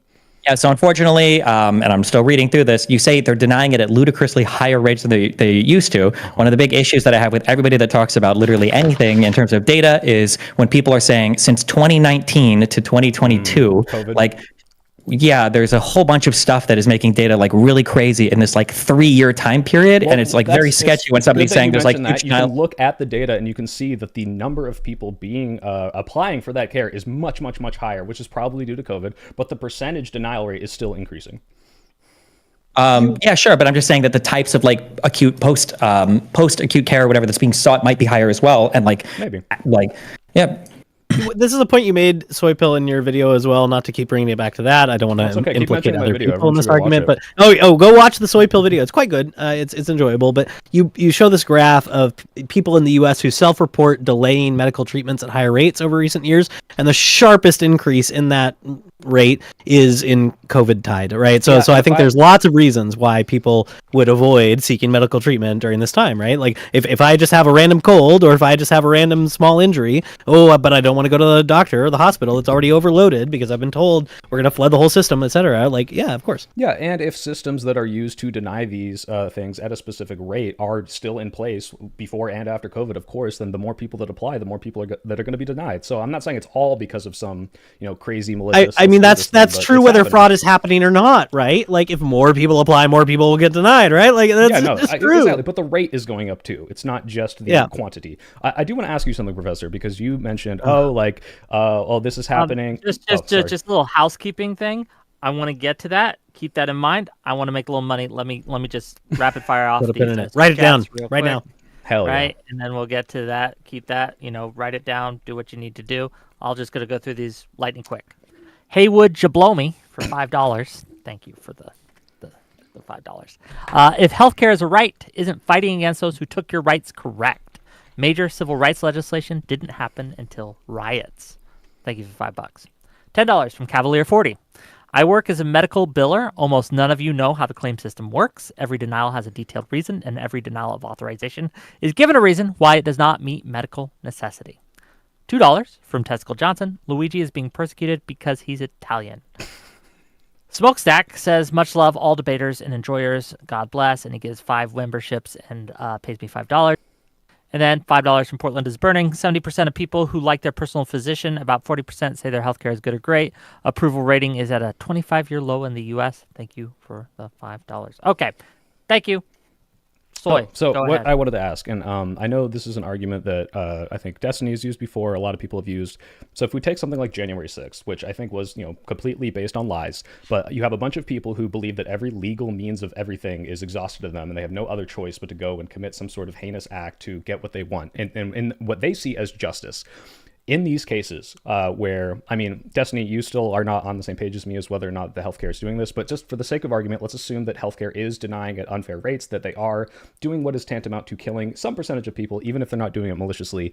If that is the case, and if incremental change is not fast enough for the people that are being harmed by this, Professor and Destiny, what other recourse? Because I said this at the beginning, I will concede, if you can show me what immediate recourse these people have to take action and actually do something about it, what can they do?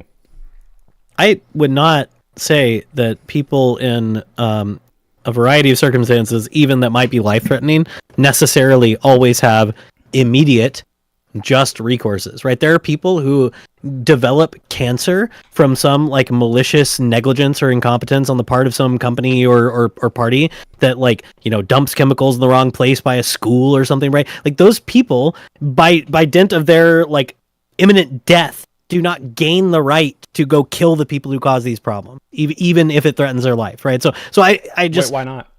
You obviously you believe in self-defense, right? I know that's not analogous one-to-one, but there's some line in between. Right, I would say it's separate the right. Imminence is the issue, right? If someone is right now doing something that will in the immediate future, so for the sake in of my argument, life, someone, right? if they don't get their healthcare, will die, which is a Well, thing hold that on. happens. I think It's not there's that probably big of I think there's a big distinction between a negative and a positive action as well. There's a big difference between somebody's doing something to kill you versus somebody's withholding something to kill you as well, right? You stole it from me, but that's fine. Yeah, if you were gonna, let's say that somebody broke into your house and you're on the verge of starvation and they stole all your food. Could you kill that person breaking your house? You could probably kill that person even if they're breaking into your car. I think these are the intuitions, by the way, right? behind maritime law that says that you get the death penalty for stealing water at sea, right? Let's say that you're starving. Do you have the right to break into a store owner's bakery and kill them to steal their goods? Yeah, the difference is I already paid for the bakery goods. They owe me the bread, and they're just saying no, right? Yeah, that's not happening in the United States. No, not a single person is denied the rightful payout. I didn't say not a single person, Okay, but so that's if an one person. rare event. Okay, maybe it is exceedingly rare. Let's assume it is. Is that one person justified in then killing the person who denied them that care?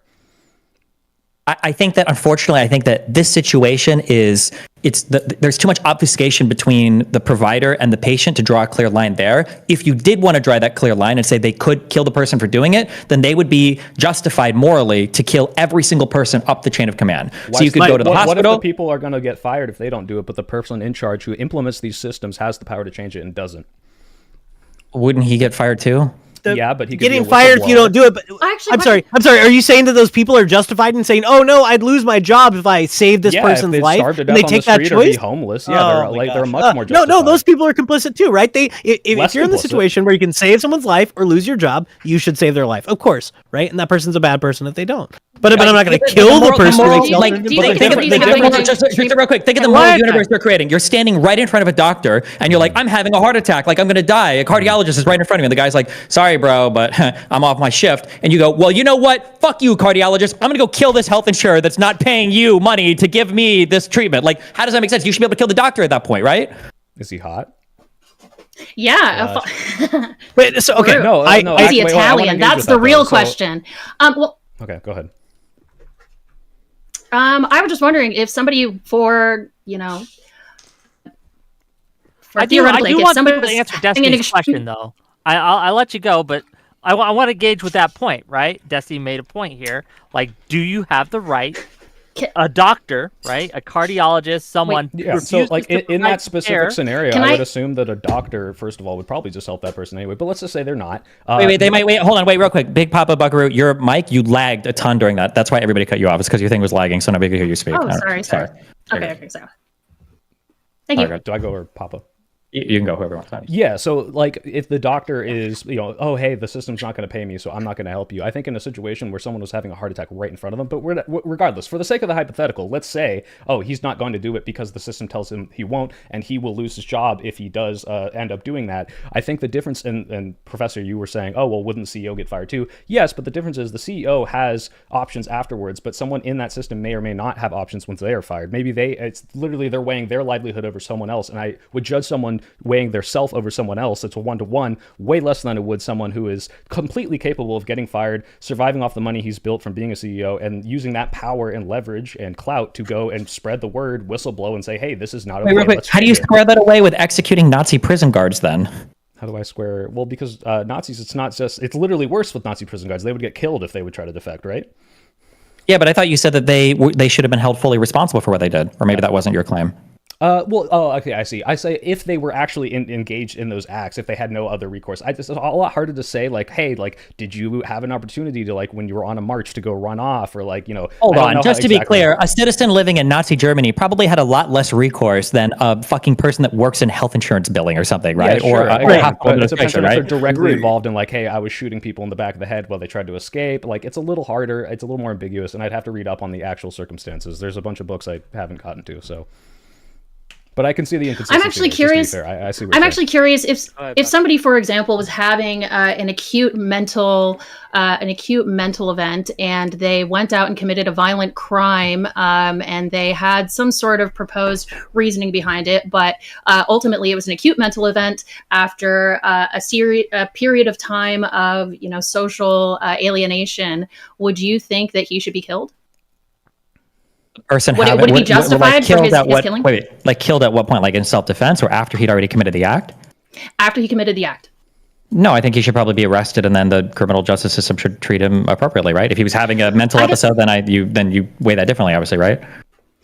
Yeah, I guess the reason I'm asking is because at least with the New York statute on terrorism explicitly, it does bring the death penalty to the table in the first place. So when we're talking about whether or not Luigi is a terrorist, I do think that's something worth considering if the answer is yes, because he could be killed for exactly that.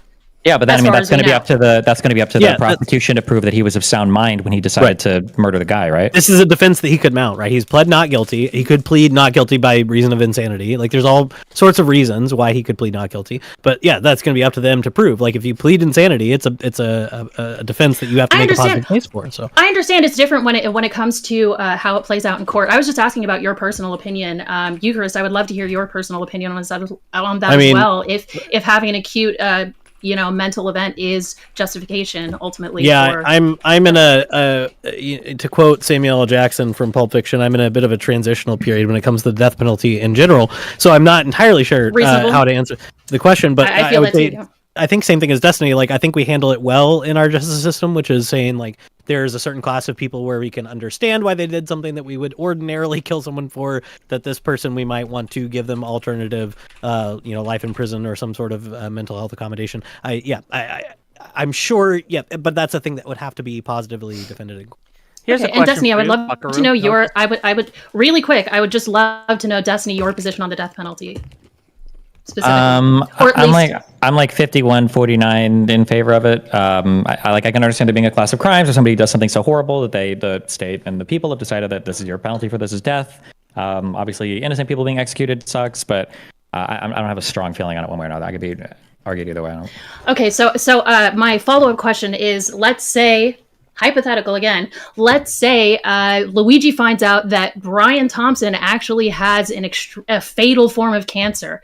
And instead of going the short term, instead of just going and attacking him on the street, he actually figures out how to get a job at Brian Thompson's insurer. And then he becomes Brian Thompson's insurance agent. And then he instead just denies all of the claims for chemotherapy. Would you be in support of his claim denial then if it resulted in Brian Thompson's death? I wouldn't be in favor of it, but it doesn't even matter what the result is. The criminal intent was there to try to kill somebody, right? Yeah, that speaks. If to, someone like, could accomplish this Looney Tunes level of conspiring, I'm not going to support it in principle. I mean, but I would. Look, Yeah, this it is would have been a Hallmark interesting. movie in the making. I mean, even on the street, it would have been interesting if he just released a bunch of marbles and saw what happened. You know. Objection. I think What I'm hearing- what I'm hearing is the professor- hold on. If I may, a more pertinent question along those lines, Buckaroo, the person who had the violent mental episode. It's shown later that they could have gotten care, like mental therapy, etc. The insurance, for whatever reason, didn't cover it. Are those insurance people who denied the coverage? Are they on the list? Are they responsible for what that man did? I mean, my answer has been probably unsatisfactorily vague, because I think, of course, they would have played a part in it, but I don't think they, I don't think they beat somebody to death. I don't think they went out and committed a killing. I think the degree of separation does matter, but I don't think it completely removes any responsibility from people who are actively involved in the denial in the first place. But when we talk about holding people responsible, right? The problem with things like holding people accountable, holding people responsible, is you can mean a wide variety of things when you say that. Holding someone accountable could mean something like scolding, a fine, simply not going to another insurance company, a whole host of things. Or it could mean literally putting them in front of a trial and charging them for murder, right? So when we make things like how responsible are they, these things, I just want us to be a little more specific when these things. And again, to your side's points here, I'm still waiting, right, for like this justification. I'm not hearing it. I'm not hearing a justification of why it's okay that Luigi went out, got a gun, shot a man 3 times in the back, who, again, never did anything personally to him. He didn't deny him any coverage. At least he wasn't even his insurance provider. Like, what makes this okay? And I'm hearing a lot of vague statistics about how people don't like health insurance. Fair, but there's multiple ways to change that in the American system that, it just doesn't justify this at all. I understand that. I actually think there should be an explicit differentiation between justification and whether it's morally good or bad. Whether I think something's morally good or bad doesn't change whether I think it was justified as a result. Do you think it was morally good? No. Wait, how many people, just as a quick sanity check, I'm sorry, because I don't even know what our positions are right now in this debate. How many people in here think that it was like morally acceptable to whack the CEO dude? No. Okay, so now I thought this was like 3 on one side and 2 on the other, but now I feel like we're 1 on, okay.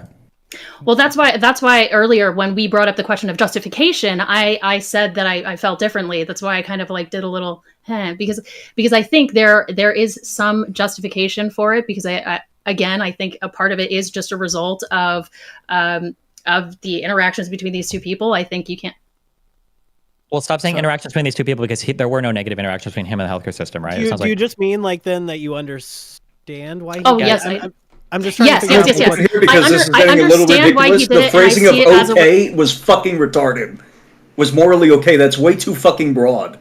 The question is, am I okay with it? No, it's what am I going to do? What do I feel responsible for as a citizen if somebody engages in a crime against somebody else? That question becomes a lot more complicated the greater the scale of the crime is, and my personal motivation to do something is going to be different depending on how far removed I am from that other person, as well as their own moral character.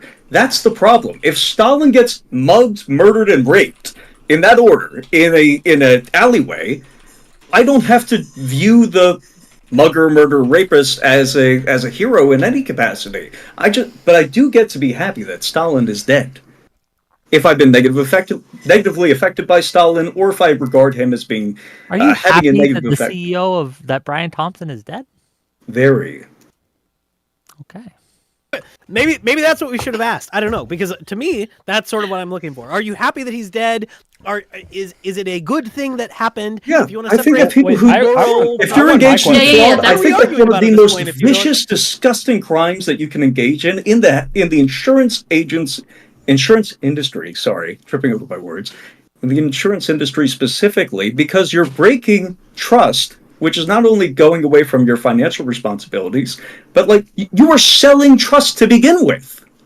Just as a quick heads up, because we keep going back here, but nobody has any numbers. Like the vibe on the other side is that health insurance companies, when they deny things, you just doing it for profit and for lulz and just to fuck with people. No, it's and not the all vibe. It's the unjustified. documented Nope, not my cases claim from whatsoever. McKinsey and I all laid the out other very companies clearly that you haven't earlier read that the they- cases I don't yet. think it is the documented cases. It's literally None of the it's numbers laid it out mentioned. in the documents. Go fucking read them. I know you haven't, but just go read them now. Which like you have ones? time. The leaked The documents from the McKinsey and Company Allstate documents. company. He's specifically I- referring my to the argument doesn't McKinsey and rely on Company this at all. documents that were. Oh, one at a time. Hold up. You're This all is- three talking at the same time. One at a Just- time.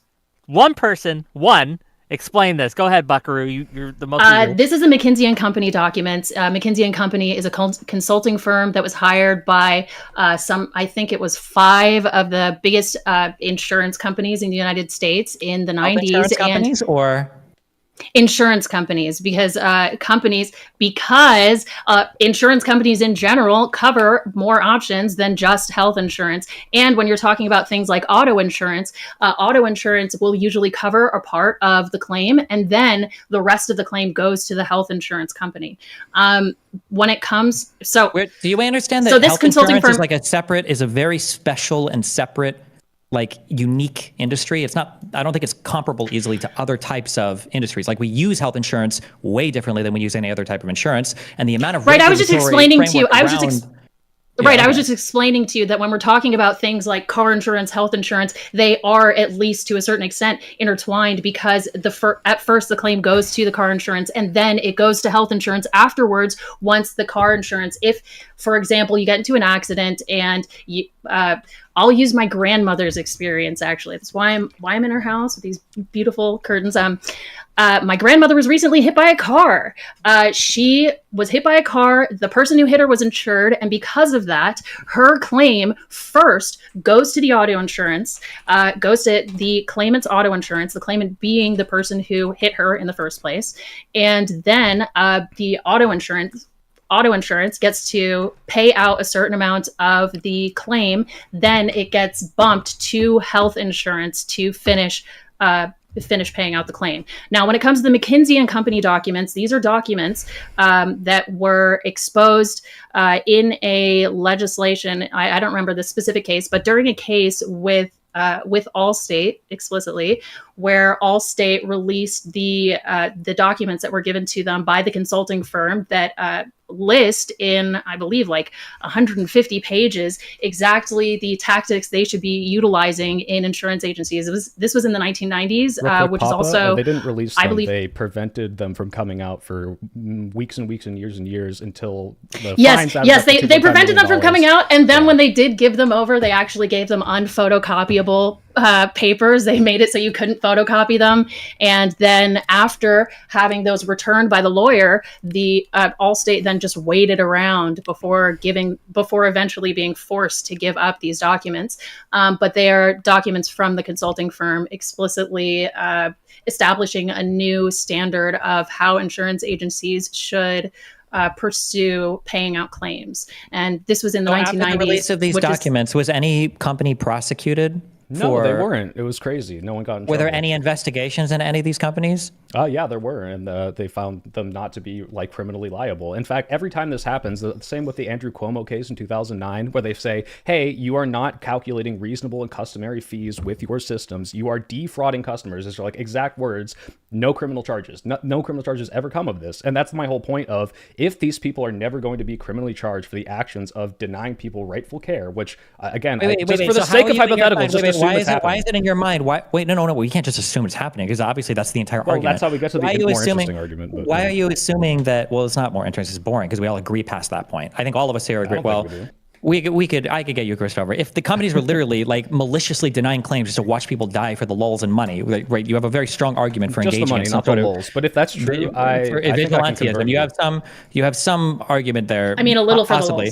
for the lulls. But why would you assume that if they weren't able to actually convict anybody, why would you assume that it was all? What is the implication, that the government was being corrupt and not investigating? The implication is that people view the status quo of denying people using a system. It's not directly killing someone. It's not directly robbing someone. I'm just using a computer. The computer has this segmented way of processing claims, and that way is not giving people what they rightfully owe. Hey, you guys need to fix this. What do you mean? Wait, you just begged away all of the what they rightfully owe. So that would be, I would imagine, that would be at the very least tort. What was at the very least, exactly. Contract it's violation. Well, no, it's what's first of all, tort is everything except contract violations. Second of all, second of all, if you're giving, you're promising this is what we're going to pay out if you give us this money, and you don't do that when it's rightfully owed. If there's all these cases coming out where they're saying, hey, here's all the documents you requested, give me the money, and they say no because they know if they delay that, they can get you to either give up or grind you into the ground. Like, so is there a single civil case that somebody is like demonstrating this, or like class action lawsuits? Yeah, there's a bunch. And if you read the book by the guy who wrote the fucking manifesto, you know all of this. I will note there's and I know you like to shit on people who don't do research before, but I know you didn't read that book, and it's very frustrating. No, that's right. I haven't read every single book on this, but I'm not saying you have to. But every single time I bring up a single fact, you're like, oh, do you have a source? Hold on. We gotta go one at a time. You screaming at each other won't work. Finish your point, Soy. Then Destiny gets to respond uninterrupted. Go ahead. Let him go. If you've read a book and the only thing you can say is you needed to read the book, then you didn't understand the book, and you shouldn't waste your time reading the book. I'm saying. I'm bringing up the only thing you're saying. But if you're gonna let Destiny go, you gotta let Destiny go. Yeah, so saying that I read the book, you need to read the book over and over again means that you shouldn't have wasted your time reading the book. Number one. Number two, if you did read the book and you did actually assimilate some reasonable information from it, it sure would be nice if you could bring up a single thing impacting health insurance, especially in a post-ACA world. And if you're just citing this McKinsey leak over and over and over and over again, which is consultations to non-health insurance related companies in a pre-ACA world, what the fuck is even the carryover to the so health ignoring insurance all the other right cases I brought up, ignoring the Senate thing that came out 2 months ago, ignoring all of this, like I'll keep bringing up sources, I'll keep bringing up what I read in the book, I'll keep trying to scroll through my 14 pages of documents, but then you just keep denying. It's like, oh well, I still don't think it's happening. Like I don't know what to tell you. Like I can keep showing you. Why not, instead of just naming and blurting out a bunch of random shit that's not applicable, give me the strongest thing, and we can start there. That's what people normally do. What is the strongest thing that you need to see that would prove and change your mind? Let me try. Well, you're talking about like arbitrarily denying things for unjustifiable reason, unjustifiable cause. What is not being shown that is the case in the Senate report? The Senate report, one, it's not even showing that. It's just showing that there's an increase of denials, and it's only talking about outpatient care related to Medicare Advantage patients. That's only one sector of what's even being talked about. Saying so number one. So number two. Wait, would it have to be widespread? Would it have to be everything, or you wouldn't change your mind? It wouldn't necessarily have to be. You could show me in that industry. But number two, I don't think in that Senate report, but from what I just read, it doesn't even seem like they're alleging anything actually wrong happening. Criminal? Yeah, that's the fucking point. It's not. They don't think it's criminal. They're saying that So then wait, if the issue is just that denials have gone up for some reason, okay? Not of which for some who knows reason, if for it's the system that is for the arbitrarily system. denying things on things that Yes. when read by adjusters, they say this isn't Hold on, fair. maybe I can help. Wait. Where in that Senate report? Just show me. Then tell me which page. It was like 50 pages. Okay, I read about 25 of them, and then I skimmed the rest. Where in that report does it say they are arbitrarily or unfairly or unjustly or in violation of their agreements denying people insurance claims? Where is that? It says at the very bottom, there's a role for the free market to improve the delivery of healthcare to America's seniors, but there is nothing inevitable about the harms done by the current arrangement. Insurers can and must do better. Yeah, thanks, Senate, for the sake of the American healthcare system and the patients the government entrusts to them. Okay, I'm going to ask that question again. What part of this report says that they are arbitrarily rejecting or denying claims? What do you need to see? Do you need to see that it's not supposed to be the rate that it's at? Do you need to see that what the word harm is? Like no, not harm. What do you mean? Cars harm people by output. That doesn't mean that and you're denying people wrong medical care harms them, and this is denying more people medical care. The Senate says this is wrong. They say they need to change, and they're not doing criminal charges. No. It sounds like they didn't even find any wrong behavior. What is wrong behavior? Something that's unethical or illegal. Okay, or they say it is unethical. They said right there, this is unethical. Can this harm is not result from legal behavior? What? Can harm result from legal behavior? Yeah, of course. Are you saying that to Destiny? No, the conclusion of the report that you're reading is like, look, we can do things to rectify this is my whole argument. The status quo is that denying people claims that may end up killing them is not viewed as that bad in our current system. That's the reason you guys are making the arguments you're saying. No. You keep sneaking all this bullshit in, which leads me to think you know that you're full of shit right now. Nobody is saying every single denial is not necessarily bad or unjustified. I agree. You keep sneaking in. Also, why do you keep saying ethical? There's no thing on that conclusion for that report about ethical. You're adding that word. They didn't say that they're acting unethically. Okay, they say there are harms done by the current system. Maybe it's not unethical, but the point is... Does that make that system unethical? If a system does harm, right? Does that necessarily make the system unethical? Well, it'd be more about the fact that I think what Destiny would want to say is that are the people who are implementing the system actively doing it, knowing that it is doing bad things and not caring? I would say they are, but I think that's what Destiny would want to say. Is that right? No, but wait, just last point. I'm sorry, last point, because you keep bringing up this report, and then you can do this, okay? You keep bringing up this report. What did the report even suggest? Do better. Who? The people that are implementing the system. So United Healthcare, CVS, and there's one other. So, no, you're wrong. Although the subcommittee's recommendations in this report are targeted at regulators. The whole point is to change the law because this is a heavily regulated insurance industry. That's why I keep getting mad when you guys are coming with car insurance examples. The whole point is health insurance this is why you can't sue these companies, because it's so regulated. They don't want to be getting sued for things that they have to do in accordance with rules set by the federal government because of laws passed by Congress. Why do they have to that report was implement targeted by computer regulators systems that deny people? That's not something they have to do. because they're trying to save money because healthcare is expensive. They have to because so if healthcare is the only way they can expensive. operate is by doing this, in the same way that I would say that if you can only afford to have your company by paying people less than minimum wage, then you shouldn't exist, and the government should step in and do it. The government denies people too. Yeah, they do, but not at the same rates. You don't even know the rates. There have been cases. It's not publicly available information. Yeah, but I can can at least compare in general to what they're doing in other countries. Sorry, Whick, go ahead. I do want to make sure more people get in. Eucharist's been trying to get in. Buckaroo's been trying to get in, and Ash wants in. So we're gonna go in that order: Eucharist, Buckaroo, Ash. Go. I just don't understand the standard by which you're measuring whether or not they are doing something worthy of giving the Luigi treatment to the CEO, right? So we can't get there. You are reading this. Let me finish. Hold on. You're reading a report that says, "Hey, we could probably do something to minimize the harm done." Right? Fair enough, right? But it seems like what you're suggesting is they should minimize all harm, right? No. I'm perplexed, right? Because when I buy insurance from a company, I'm entering into a contract and paying them a certain amount of money for a certain amount of time that's going to cover a certain amount of services in the event of certain conditions, right? And they're suggesting, or they're arguing, that when they deny my claim for certain coverage, that there are good reasons for doing that. Now, I think I think we could probably all agree there are circumstances where an insurance company could deny coverage. It would result in harm, but they are doing that within the limits of the contract they've made with the customer. Is that true? 100%. That happens probably more often than an unjust one. So the report that you're reading does not in any way tell me that they're doing something criminal that I could sue them under, that they could be prosecuted for. Okay, they're not going to get prosecuted. Okay, I agree. Wait, they're not doing anything criminal? I don't think they are. I don't think they're breaking the law. Two more things. Yeah. Okay, two more things. What you all were alleging earlier was a strong amount of fraud, actual fraud, like I could bring a lawsuit against you, or you could be prosecuted by the federal government for violating federal regulations governing healthcare insurance. Fraud. If you're saying they're not violating statutes, then I don't know what we're talking about anymore, and I don't know how you could possibly justify the thing that this debate is about. Can something cause harm and be legal? Yes, right? Professor? There's something called the Fort. Sorry, say that one more time. You brought up. You said, can something be legal and cause harm? No. I said, could we be working within the insurance system? Could we look at the contract I made with my insurance company? Could they deny my coverage? Could that denial be valid under that contract and cause harm? Okay, and we all agree, too. yes. But could you also agree that there are things that people do that you would probably disagree with that are not breaking a law?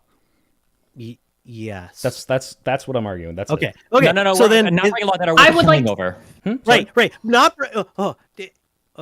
I just don't even know where to go from here. I feel like we've run into so many dead ends that I just don't even know how you're justifying the thing we're arguing about, right? If you've gotten to the point where you're saying no law was broken, no, there's no action I could bring against this company to resolve the harm that they've done. Well, then what? Yeah, exactly. There's no action. Well, what? This is a policy question, right? Exactly. And when when does that policy happen? Does it happen a year from now? Does it happen 4 years? What do you tell the person right now that might die because of their denial of coverage if they can't do something to immediately change their situation? That's what I'm asking. That's my whole question, and that is what will convert me to your side. Suffering from a rare kind of cancer from some chemical dump outside their school from decades ago. Right? What do I tell them? I tell them, hey, there's laws and we're processing it and we're going through the process. So essentially, get fucked. You can't just go out and kill people because I don't think you should. But what else do you tell them? But that's the whole debate. Well, okay. Hold on. A part of what I do think is Buckaroo, go ahead. Part of what I do think is worth criticism is the way the policies are developed in the first place. And I agree, Eucharist. I can hear you saying now that you just want more transparency from insurance agencies, and I absolutely agree. I think insurance agencies should be more transparent. So there's something called the Four Corners rule that's utilized by insurance lawyers specifically. And the idea is that the scope of the coverage is actually completely covered by what's written within the four corners of the paper on which the policy is printed. Now, there have been multiple occasions where different courts have actually castigated these insurance companies specifically because they will use bad faith when interpreting different policies, and yes, I know bad faith is something specific, but they will use bad faith when interpreting these policies, and they will go out of their way to create their own internal definitions of what is and isn't, for example, burglary. So in this specific case, the Iowa Supreme Court actually, this did go to court. They rejected a policy because the definition of burglary within the insurance policy was requiring visible marks of forceful entry on the exterior. And they used that as reinforcement for claim denial because the burglary, of course, couldn't have been an actual burglary if there weren't visible marks on the exterior explicitly. And this is one of the circumstances in which, while I agree this is written in the policy, I think there are issues when it comes to the faith with which the policies are enacted on the claimants. And I think that goes to the exact papers. I don't think this has anything to do with health insurance. I think this is I don't think that they're going to be using like novel definitions in an insurance policy that isn't understood literally throughout the entire industry. I staunchly disagree. I think this happens all the time. I think this is exactly why there's a bureaucratic process. No, we keep. If I can I finish my point first? In a moment. But this goes to the point, right? Like we keep talking in vagaries. What is a specific example in the health industry where they define an insurance company defines something in a way? Well, here we go. Actually, you know what? Destiny actually referred to this earlier that I thought was really that's pretty useful now when we're talking about what is and isn't an elective surgery. You know, he's talking about the elective surgery of having your arm bone fixed, but I think the person walking around with a broken arm probably feels differently about whether or not it's elective because there's a specific definition that's being utilized by the insurance company that may or may not be understood by the person when they are signing on to the policy in the first place. Now, I think the average person, when they're choosing their specific plan, which again, to be clear, most people cannot choose the insurance agency through which they get insurance. They actually only choose the job that they have, and then those jobs have specific insurance companies from whom they buy insurance packages, and that is what is utilized for their employees. So the option of change your insurance is actually quit your job. Then you can get new insurance. Then you can actually have an issue with the policy that's being offered to you. And even then, you're given like 4 or 5 policy plans in the first place.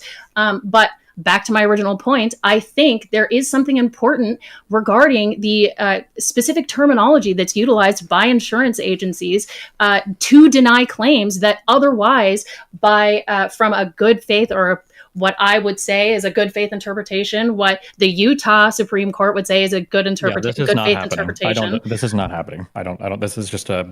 Like do you have any evidence? Do you have anything to support your claim that it's not happening? I can't prove a negative. I cannot prove that a thing is not happening. But the idea that because somebody doesn't know what an elective surgery means that they're getting scammed, like I'm sorry if you don't know, like what, like let's say. Well, this is exactly why I wanted to finish my point, which is that it's not just about whether somebody knows what an elective surgery is. It's about the fact that, like I said, insurance companies use explicit definitions that are not known by their claimants to basically lure them into the trap of signing on to a specific policy without understanding this doesn't even make sense because you literally that applies to them.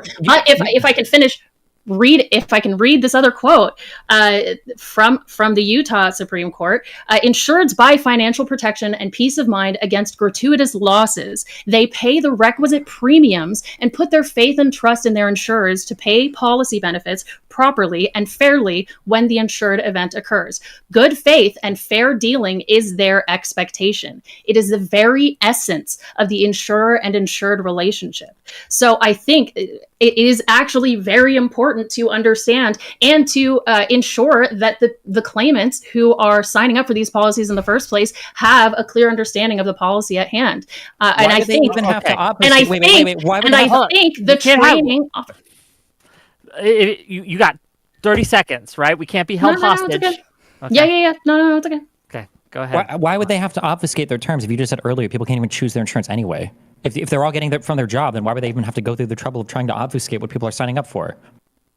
Like, these are just fantasies. Like, nothing that you're quoting even has to do with health insurance. All of these cases, the Utah one, the Iowa one, are all like about car insurance and stuff. It's a totally different industry. Again, to be clear, this is an insurance company that has different kinds of insurance that they offer. They can still bounce from car insurance to health insurance, because when you have any health claims related to any other form of insurance that you have, it goes to that first form of insurance, and then it goes to health insurance. So this is all intertwined. You want this explicit discrimination between these two, but you're wrong. It is not as clear as you imply. It is very clear. Your car insurance is not your health insurance company. You wouldn't go to your car insurance and say, I got a car accident. Can you front me some money for my monthly SSRI prescription? Or can you give me something like when it comes to the injuries, health insurance is a different thing. Go ahead. When it comes to the injuries that occur as a result of a car accident, you do go to the car insurance agency. You say, I was hurt from this car accident. I have to pay for these bills because this claimant has caused harm in some way. It goes to the car insurance agency first. Then it goes to the health insurance agency. Yes, exactly. Thank you for explaining what I'm talking about. This is a part of health insurance. You think it's not a part of health insurance because you don't understand what car and health insurance are. It is not my fault that you don't get what car insurance is and how claims for car insurance injuries go through car insurance first. If this conversation was supposed to be a debate about how we regulate car and health insurance policies, this would be a completely different conversation, right? If we just wanted to say, hey, in an ideal world, what regulations would be passed for separate issues, health and car insurance, to make them better, that it would be a different conversation. I mean, I'm not. And that's why I didn't. That's why I haven't. On the data transparency issue, right? Where I want to know why and how these insurance companies are making these denials, right? The question that we came in here to debate is when and how these denials justify gunning someone down on the street. And so, no, it's important. You have to know. You have to know if they're justified or not, because that's at the end of the day, that's really the only thing that matters. And nobody knows about anything, how insurance works or whatever. Which is why you especially, which is why you don't seem to understand exactly where these claimants go in the first place. This is why you don't understand the jargon that's utilized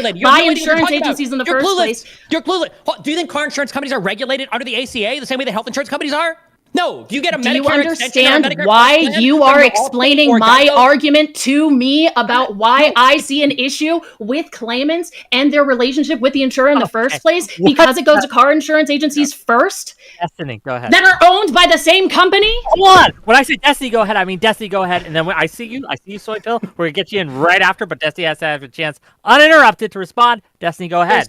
Just the fact that a car insurance company might cover some medical expense. When we talk about health insurance companies, we're not talking about car insurance companies. We're talking about health insurance companies where that is the product that they offer, and they're hardcore regulated by the Affordable Care Act. And there's a whole list of regulations and everything that come into play here when we're talking about these companies. And every single data point that you guys were citing earlier, things related to that Senate report and things related to the 90% denials and all these have to do with like Medicare Plus plans or Medicare extension plans or whatever. These don't insurance plans from insurance agencies, to be clear. Medicare.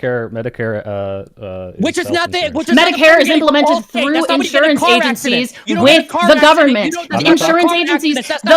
Brian Thompson himself developed. That's not for car accidents. I'm not talking about car accidents. Again, the Medicare like Advantage. you already said, Destiny, you can go to your car insurer and tell them you have medical bills related to a car accident. Okay. That is how, like I have said, you are clearly displaying a lack of understanding understanding with the relationship between health insurance agencies and car insurance agencies. And when you have a car accident that results in the necessity of medical bills being paid, that is going to a car insurance agency first.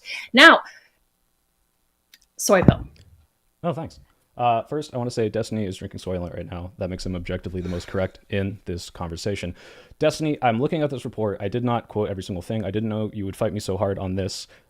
Is this enough for you? It says, this majority staff report reveals how Medicare Advantage insurers are intentionally using prior authorization to boost profits by targeting costly yet critical stays in post-acute care facilities. So, a la intentionally using these systems to deny care from people who may or may not rightfully deserve it. I'm sure some of these denials, maybe even a majority of these denials. I'm sorry. Read that quote again. Sure. And this is under the executive summary. And by the way, sorry for all the yelling, because like I can see how this is my first time doing this, and I can see how I'm having fun. Okay. I'm having fun, but I mean, I want to approach. I'm seriously trying to approach this in good faith. And so, in the executive summary, it says this majority staff report reveals how Medicare Advantage insurers, aka United Health, CVS, and one other I don't remember, are intentionally using prior authorization to boost profits by targeting costly yet critical stays in post-acute care facilities. Yes. Okay. Costly. The Yeah. issue is that these particular stays are incredibly expensive. Sure. So you have two options. Well, you have one option. The only way you have two options. The only way that you can do this, or maybe three, you can either increase premiums to customers. Right. You can decrease the cost of what the people pay out by negotiating with them, which people in America get ass paid at. Or you can be more stringent on what you cover. Yeah. Those are the only three things that you can do. Yeah, it is a zero-sum game. You're going to have to take money from somewhere else to pay for this care. And what this is saying, I'm trying to establish that they are intentionally denying care, which may or may not result in harm, if not death, to certain people for profit. And whether or not that's because, and you can make this argument, because the government is enforcing these stringent regulations that's forcing them, they say we cannot be operable if we do not do this, that's totally fair. I understand that. I'm just saying that the decisions being made by the higher up people are denying people care that may or may not kill them. That's it. I don't agree with the death part. Okay, where people are dying because of this, because I don't think that is the case. Okay, so if you need, go ahead.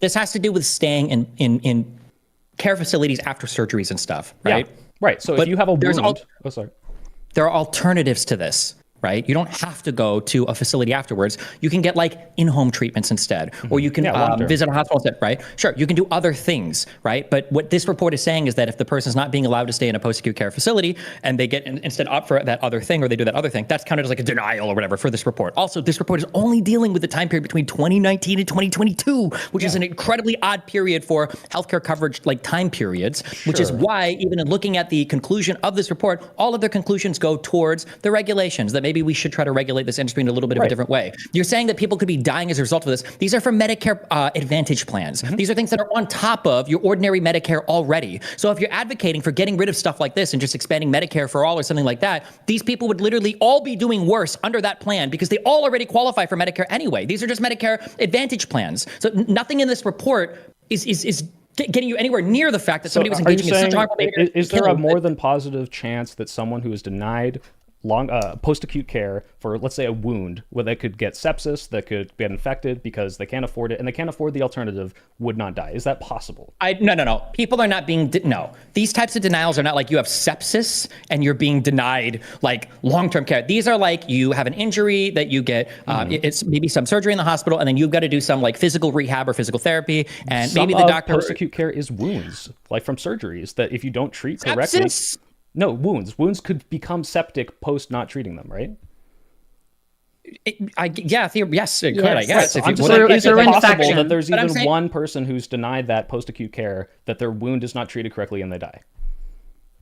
That's possible, sure. But it's also possible in the other world that too many people get approved for this, and now there's no room for somebody who actually does need to stay. Exactly. Wait, Destiny's quick fact check. The reason they're doing this is they're quoting... quick fact checks. Let them finish. Then I get to super chats, and then we'll continue on. Go ahead. Well, it's related only to this. No. Soy. I want to say Destiny's right. The reason that they're justifying implementing the systems is an over approval of care for people that don't deserve it. Like, yeah, 100%. There's plenty of people. No, don't deserve it. There might be a substitution instead. Like you could go home and have the same type of care. Sure. Sorry. Maybe the word's too loaded, but that don't need this care, right? Like that they're approving people. The system was approving people, and it's like over approving people. It's losing the company money, and these people didn't need it. I understand that. Yeah, I'm just saying there's a fraction of people. There must be a fraction of people who are denied this care, especially when it goes to as much as 16 times higher than their normal denial rate, who probably need it and may or may not die from it. That's all I'm saying. Not as policy, though. That would be an accident or an oversight or something that's fucked up. Sure, but like if they don't get the proper treatment because they either can't afford it because the alternative's not there for them. That's all I'm saying. Okay. But you're not dying of sepsis. Sorry, go ahead, Big Papa. Okay. I'm just gonna get some. We're gonna get some super chats in there. Then we go to Buckaroo, and then we'll keep going. Deity for $20. Destiny took the L, defending the big businesses and CEOs after the death penalty, and the death penalty nowadays too. Brian Thompson got the death penalty from the American people after enacting the October 7th of healthcare on us, and that's facts. Well, thank you for the $20. $5 from Robert Bates to say ERISA law prevents suing for more than the claim. ERISA prevents putative, emotional, or jury trials. There are no consequences for incorrect denials. $5 from Rabid Wombat. Does Soy think it would have been more ethical for Luigi to grape the CEO instead of murder because it leaves room for a post-grape CEO redemption arc? Can I answer that? In a moment, let me get through the rest of these. But yes, keep that in mind. It's an interesting question. Symposium Brain for $20 says Melina recently confirmed that the sex tapes leaked by Destiny's former girl were shared by Destiny without her consent. Good one. Nice. If she has no legal recourse. I've got a whole bunch of super chats for you, Whick. Ready? Okay. Did you not? Okay, fair enough. Whick is a stinky butt. I think that's a #1 super chat. He's probably going to mention. Sorry. $5 from Origuni. How would the people on the panel like to be treated if accused of murder? Do you want a trial or would you prefer Luigi? $5 Smoke D Bandit. The argument that you're stuck with a company because of your job is incorrect. This is American. You can choose any company. $5 from Very Late and Tired. The one screaming about car insurance is incredibly wrong. She shouldn't be accusing others of ignorance. It's embarrassing. And then finally, $5. Whick, just tuning in, but wondering if Buckaroo has improved on her arguments on this topic since I debated her on the last healthcare panel. Thank you for the money. Okay, with that, Buckaroo. I'm not wrong. There's actually a specific branch of insurance that's used for this purpose.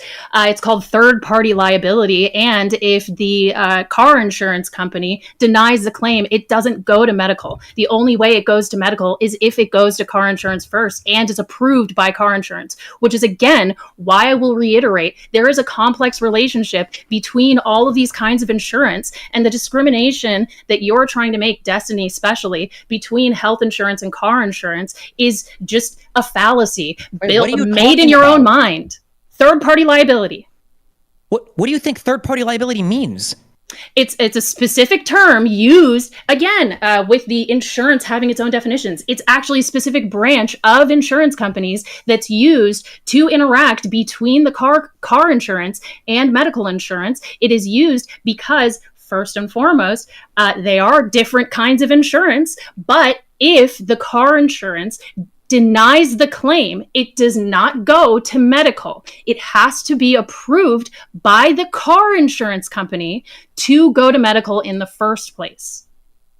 So one, I'm not even sure if that's true, and two, the very easy. Okay, look it up. Look it up. You understand that you're not required to carry like medical insurance for your own accidents, right? I didn't say that. Into a car accident. And Are you making an assumption about my claim? If you're making an assumption, you can ask me my opinion. I don't understand why you're making an assertion about my claim right now when you can just ask clearly. Liability, my guess is going to be in, and I know this. I don't want to guess. Okay, well, if you won't even believe my statement that I know is correct, I don't want to hear your fucking guess about it. You said third-party liability probably has to do with the fact that if you can't make a double. Probably, based on your assumption. Link me exactly what you're reading, and I will educate you on how absolutely fucking stupid. You can't educate me because you're wrong. I can't educate you because you don't know anything about what you're talking about. Go ahead, link me. I do. I'm obviously more educated on this. While you guys are linking each other, I didn't know the opinion.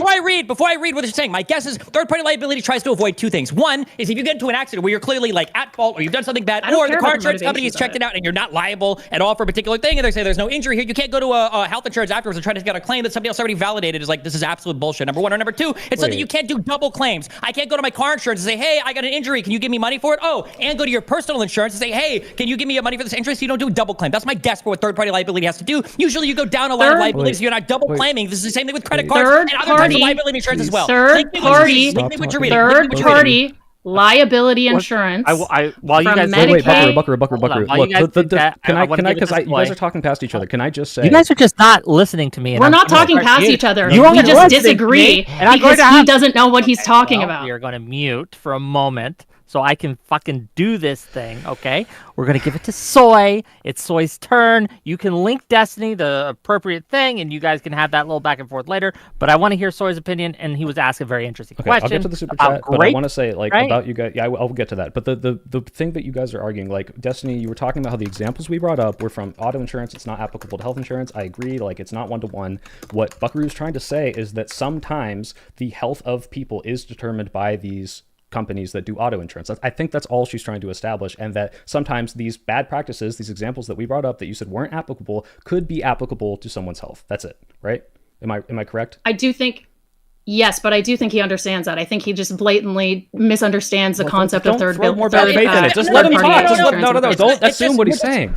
I don't know why this is not the rule. We're just talking about such a niche thing. It's like talking about what third party liability is in the first place. He literally made a whole assumption about it. He's arguing based on that blatant assumption. This is why people should listen to me, and I wanted medical policies. That's right. Look, they'll get minimum liability coverage, and that's it. Oh, stop. Soy, you were asked a question.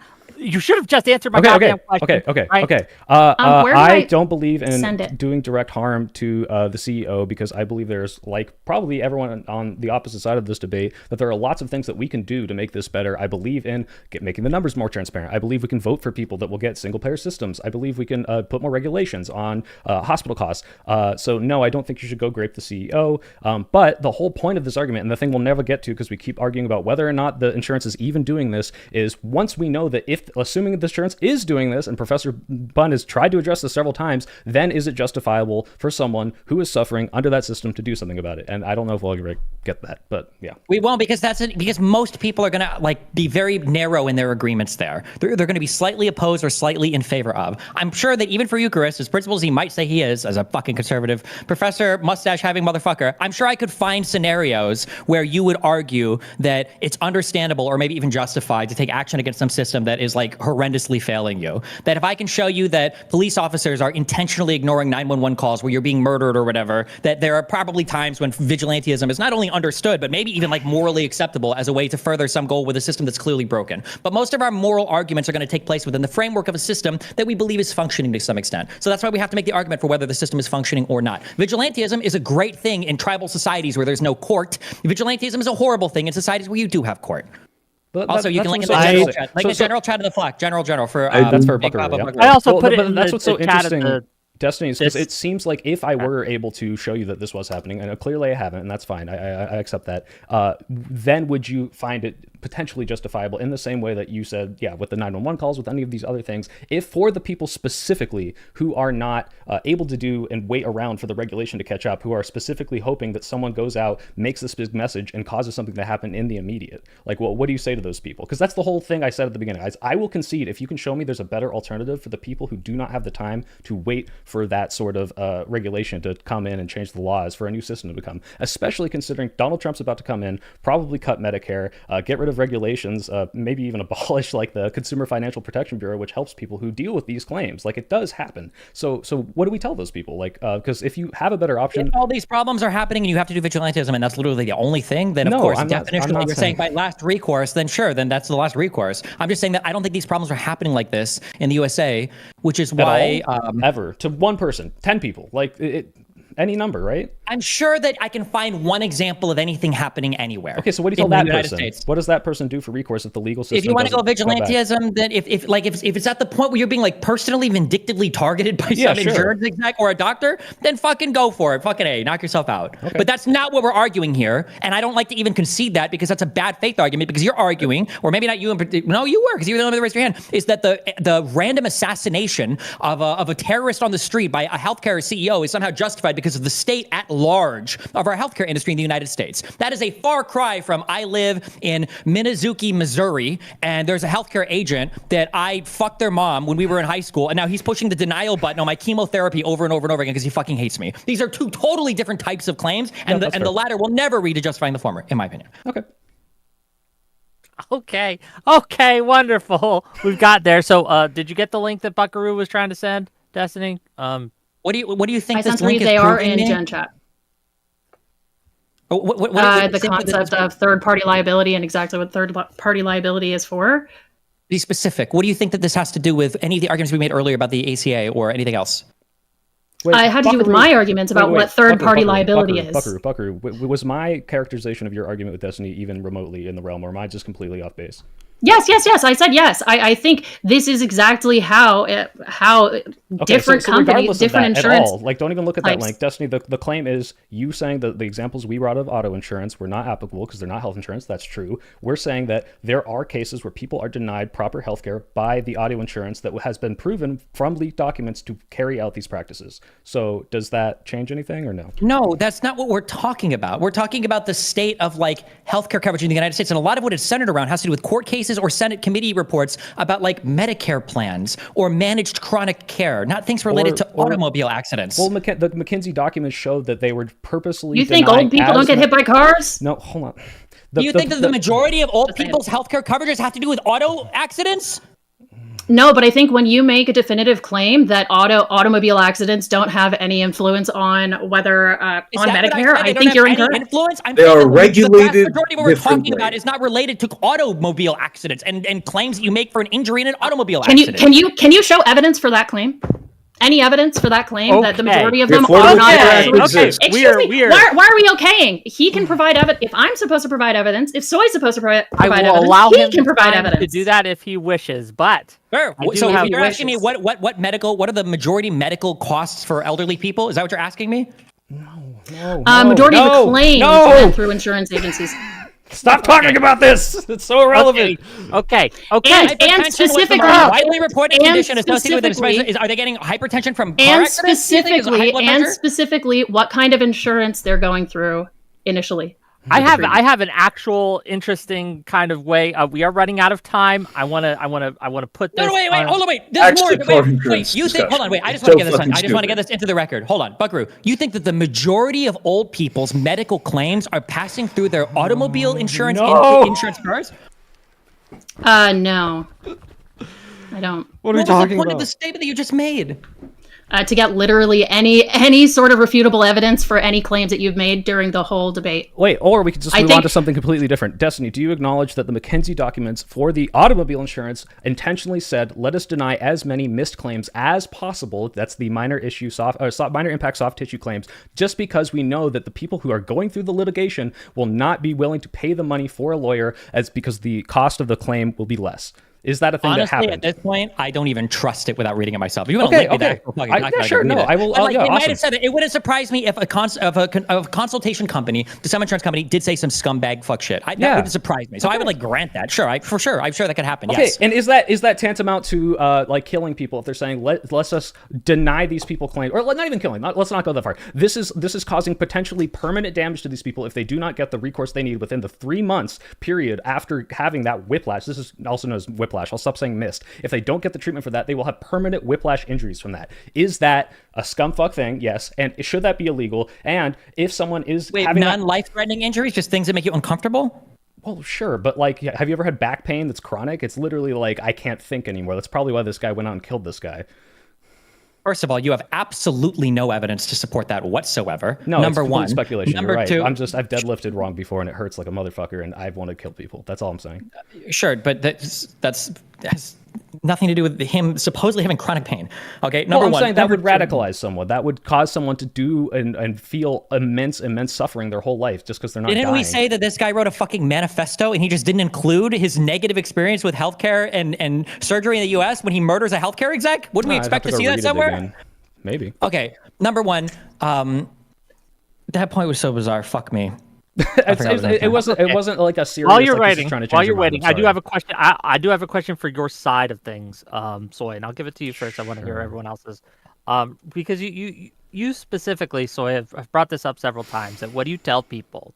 What do you tell someone who is suffering? That's like the whole whose argument I'm trying grandma's to grant, died, right? etc., Yeah. right? What do you say? What do you say to those people who have? Do you tell them to just wait until things get better? Like, what do you say to them?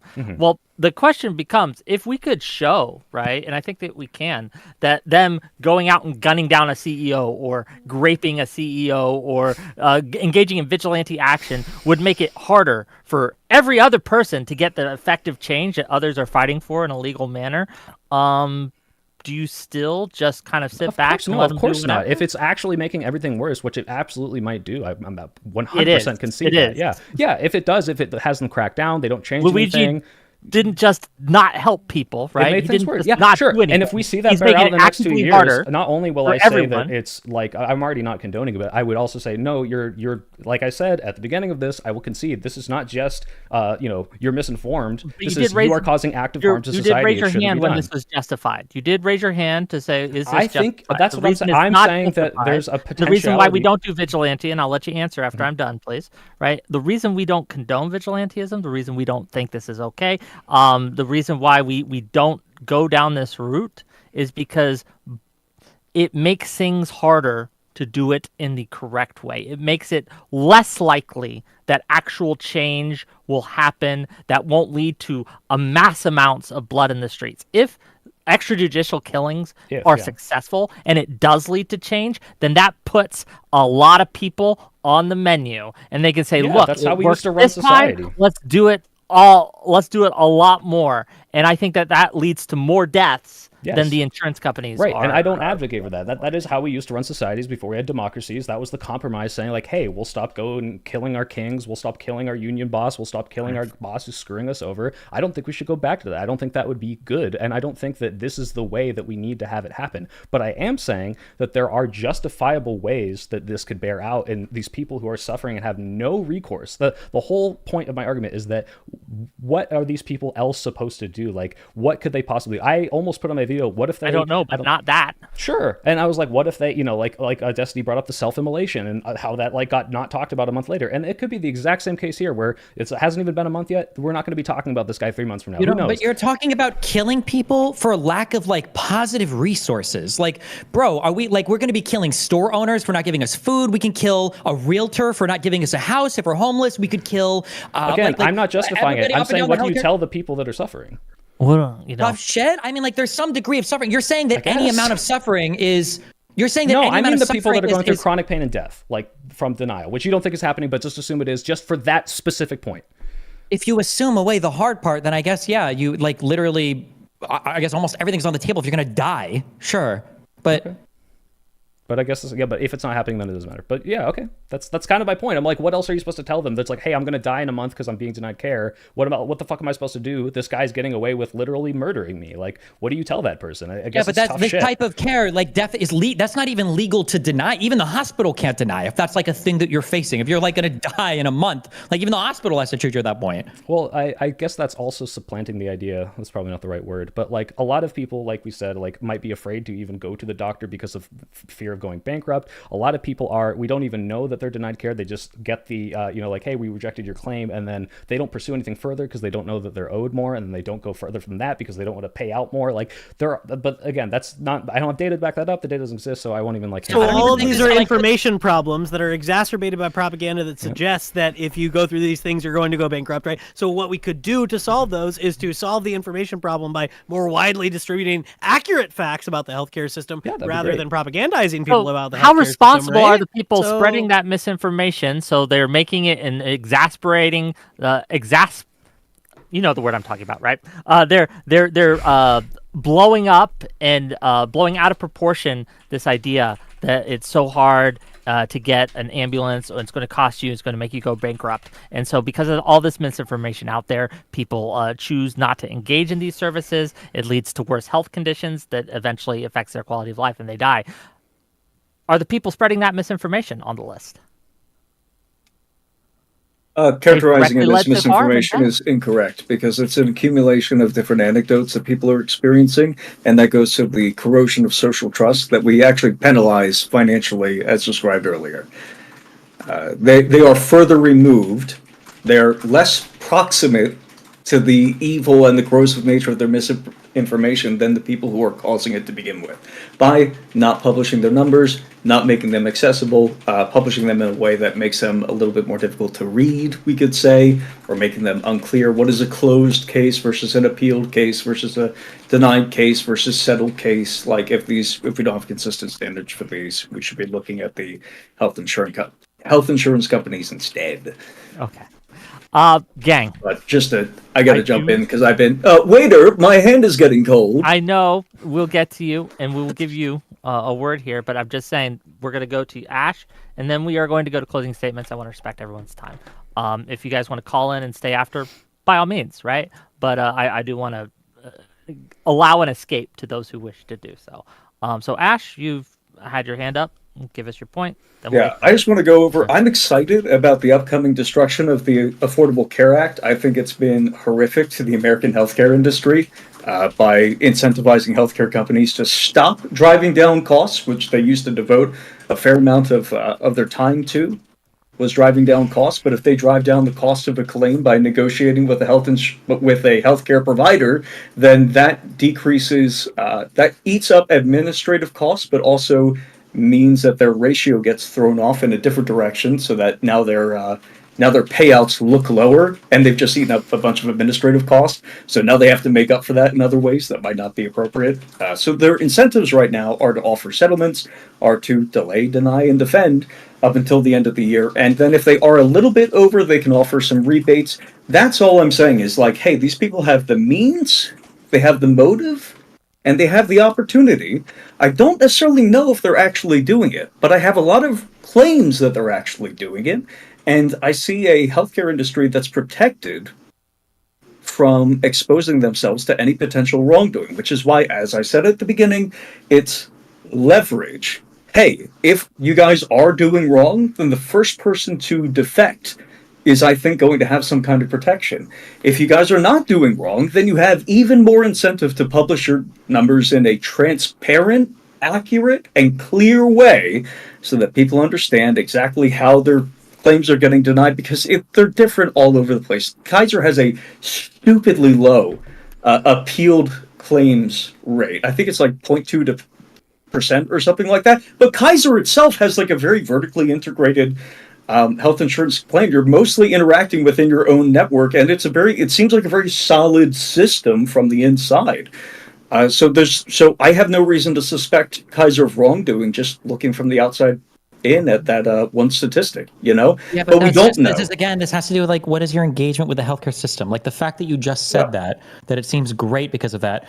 Have you ever known somebody who needs to pursue either a specialist or go to a doctor that can prescribe something or recommend you something who's out of network? Because some companies, like with Kaiser, that could be a fucking nightmare. So even though they have a low denial rate, that's not necessarily a good thing. It could be a bad thing. Totally agree. That's why I made the point that we need it to be as transparent as possible, and this provides. And if you want to demand, like, to answer your question that you asked me just a moment ago, my father died of melanoma, skin cancer. My mother has had the mini Whipple surgery.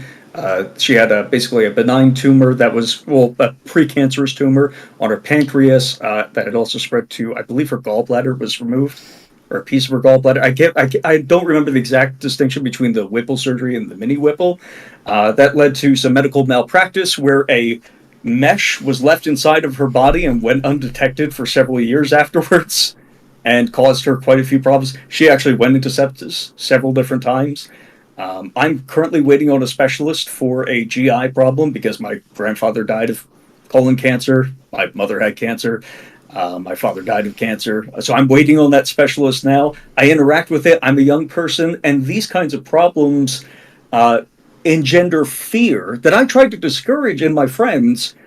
But again, it's socially corrosive. So we want to solve that problem as quickly as possible. And if we encourage people who are doing wrong to say, hey, defect ASAP and we will bring you into the fold of our protection, then that's great. If they're not doing any wrong, then they should admit it. Sure. How liable do you hold, like, hospitals or healthcare providers versus insurance companies? Very, very. This is where I just differ from the rest of the panel. Do you remember the anesthesia? I wish we had gotten to this earlier. I know but the do you remember the anesthesia thing? thing? Yeah, I'm aware of the craziness of all of that, yeah.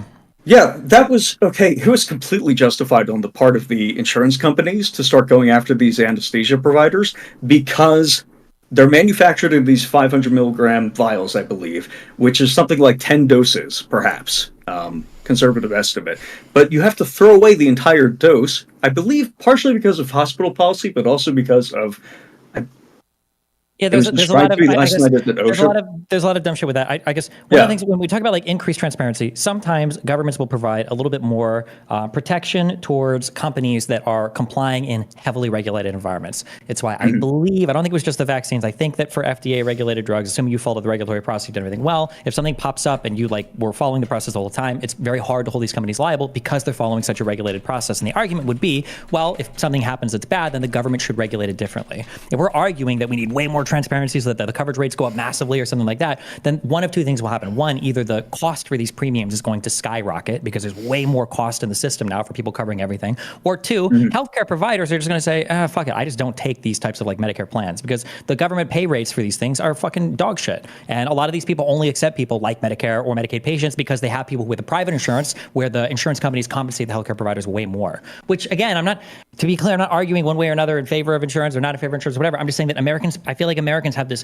bad thought sometimes that everything is fucked and that we just do one thing, we can fix everything. But you have to understand that the implementation of some things you're asking for are going to cause necessarily some decrease somewhere in the system, whether it's by speed or choice or access to certain types of like drugs or procedures, that like something has to give somewhere. We can't just have everything at less cost. I'll give you an example right now. One of the regulations that goes into not reusing a vial, such that if you use one dose of ketamine, we have to throw out the other 9, is an OSHA regulation because basically saying that, like, hey, we can't reuse these saline bags, we can't reuse anything that we inject intravenously, I believe, anything that we inject even with a hypodermic needle. There's a possibility that some bacteria could get on it and go to somebody else, so we have to throw it out. I would be happy with an America where you could opt in to slightly that extra 1% risk to cut your healthcare costs by 90% or whatever it would happen to be, right? That would be a beautiful America to live in.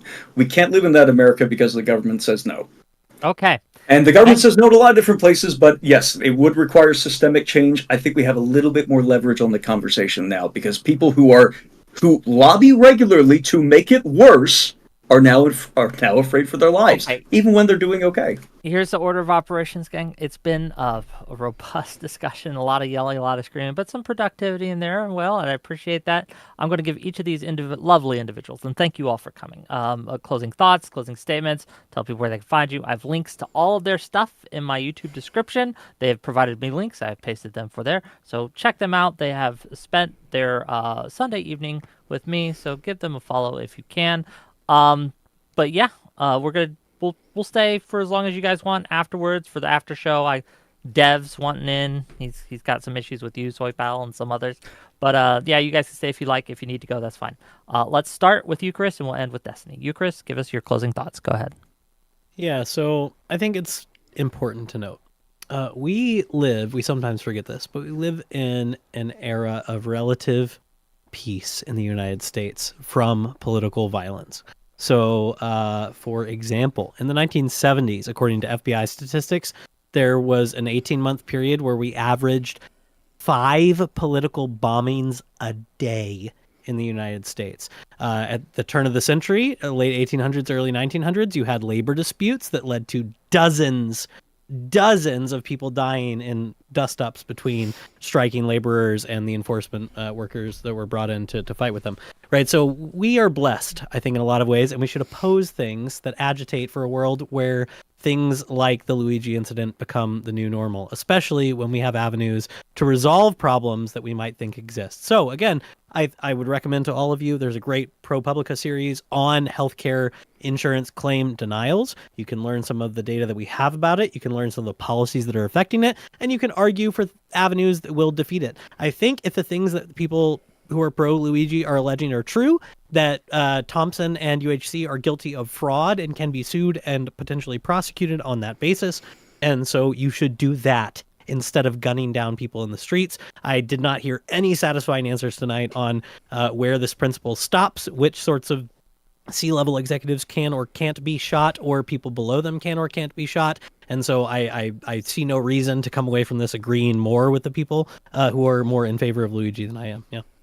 I don't really stream. I blog sometimes on Substack. It's everythingwasbeautiful.substack.com. If you want to subscribe, it's free.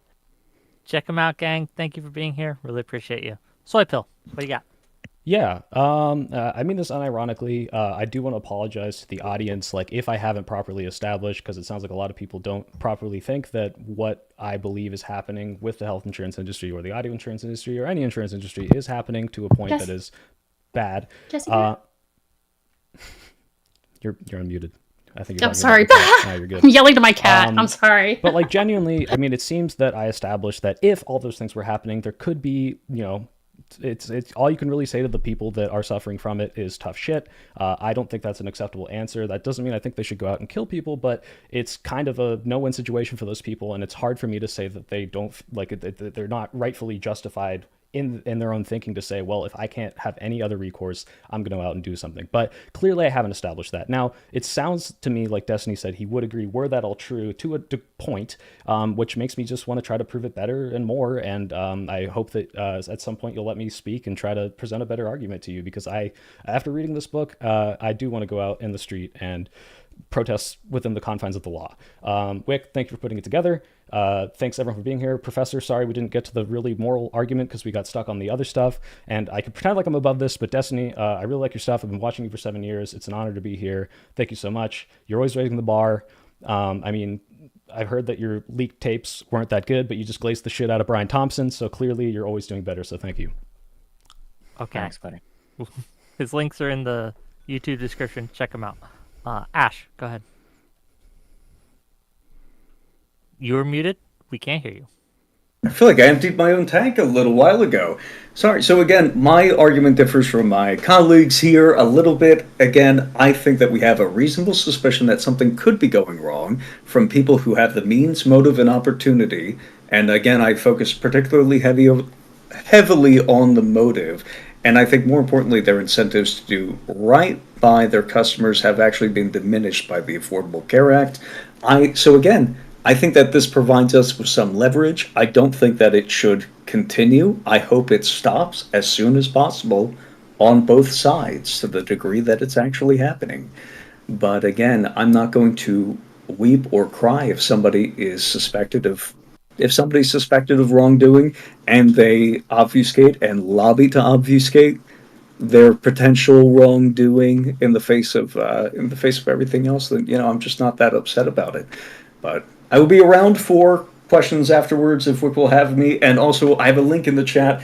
If you think I'm wrong about this, I have a Kickstarter coming up that was prototyped yesterday for a game, Papers, Please style game. We'll be calling it Affordable Care, in which you'll play a claims adjuster who is trying to avoid getting shot while also making a profit in a pre-ACA and a post-ACA world. And I will do my best to model that appropriately and, respectfully of everybody's wishes. If you have a nasty healthcare story, please DM me with it if you'd like to be featured. Gang, check You them fill out out. the form to be notified in the comments. Links in the comments. Links in the comments, gang. Buckaroo, go ahead. As I explained before, I think there are nuances within healthcare and how insurance companies use wrongful or outright fraudulent claim denials as a means of generating profit.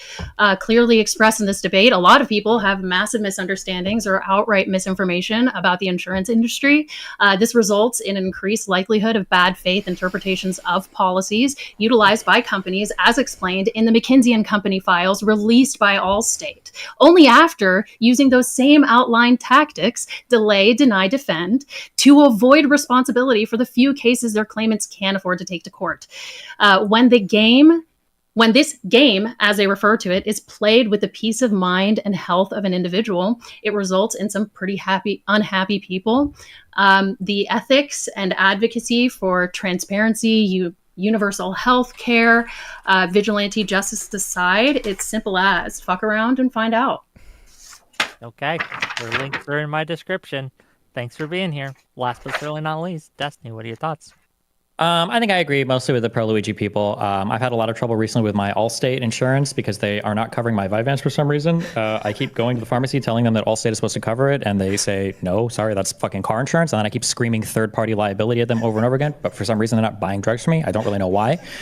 But other than that, I think that it's very funny to me that people that was who a are secret. literally against the death penalty, they're against the death penalty for people convicted of crimes beyond a reasonable doubt in front of a jury of their peers because they're so worried that some innocent people, and they are convicted and then sentenced to death, are somehow okay with vigilantism when it relates to a system that's so complicated that few people, even those working in healthcare, like barely understand. Like, it's funny that if you go into like the far ends of like weird, like evolutionary biology, theoretical physics, like all these crazy, whatever, like hard science things, like even those people seem like they have a better handle than when you talk about healthcare, because it is an incredibly complicated system. And even when you talk to people that are really deep into the insurance stuff, into the providing stuff, like even those people are like, why is it so expensive in the US? It's really fucking hard to say because there's like 50 million variables that are pushing against 50 million other variables at literally every single point in time. And it's hard to quantify literally anything. And a lot of these things are sensitive to different changes and who the fuck knows like what's actually going on. So the idea that we're somehow comfortable enough to say that like, yeah, we can probably kill somebody, you know, here, but we're not okay to do the death penalty because there might be somebody who's convicted beyond a reasonable doubt in a court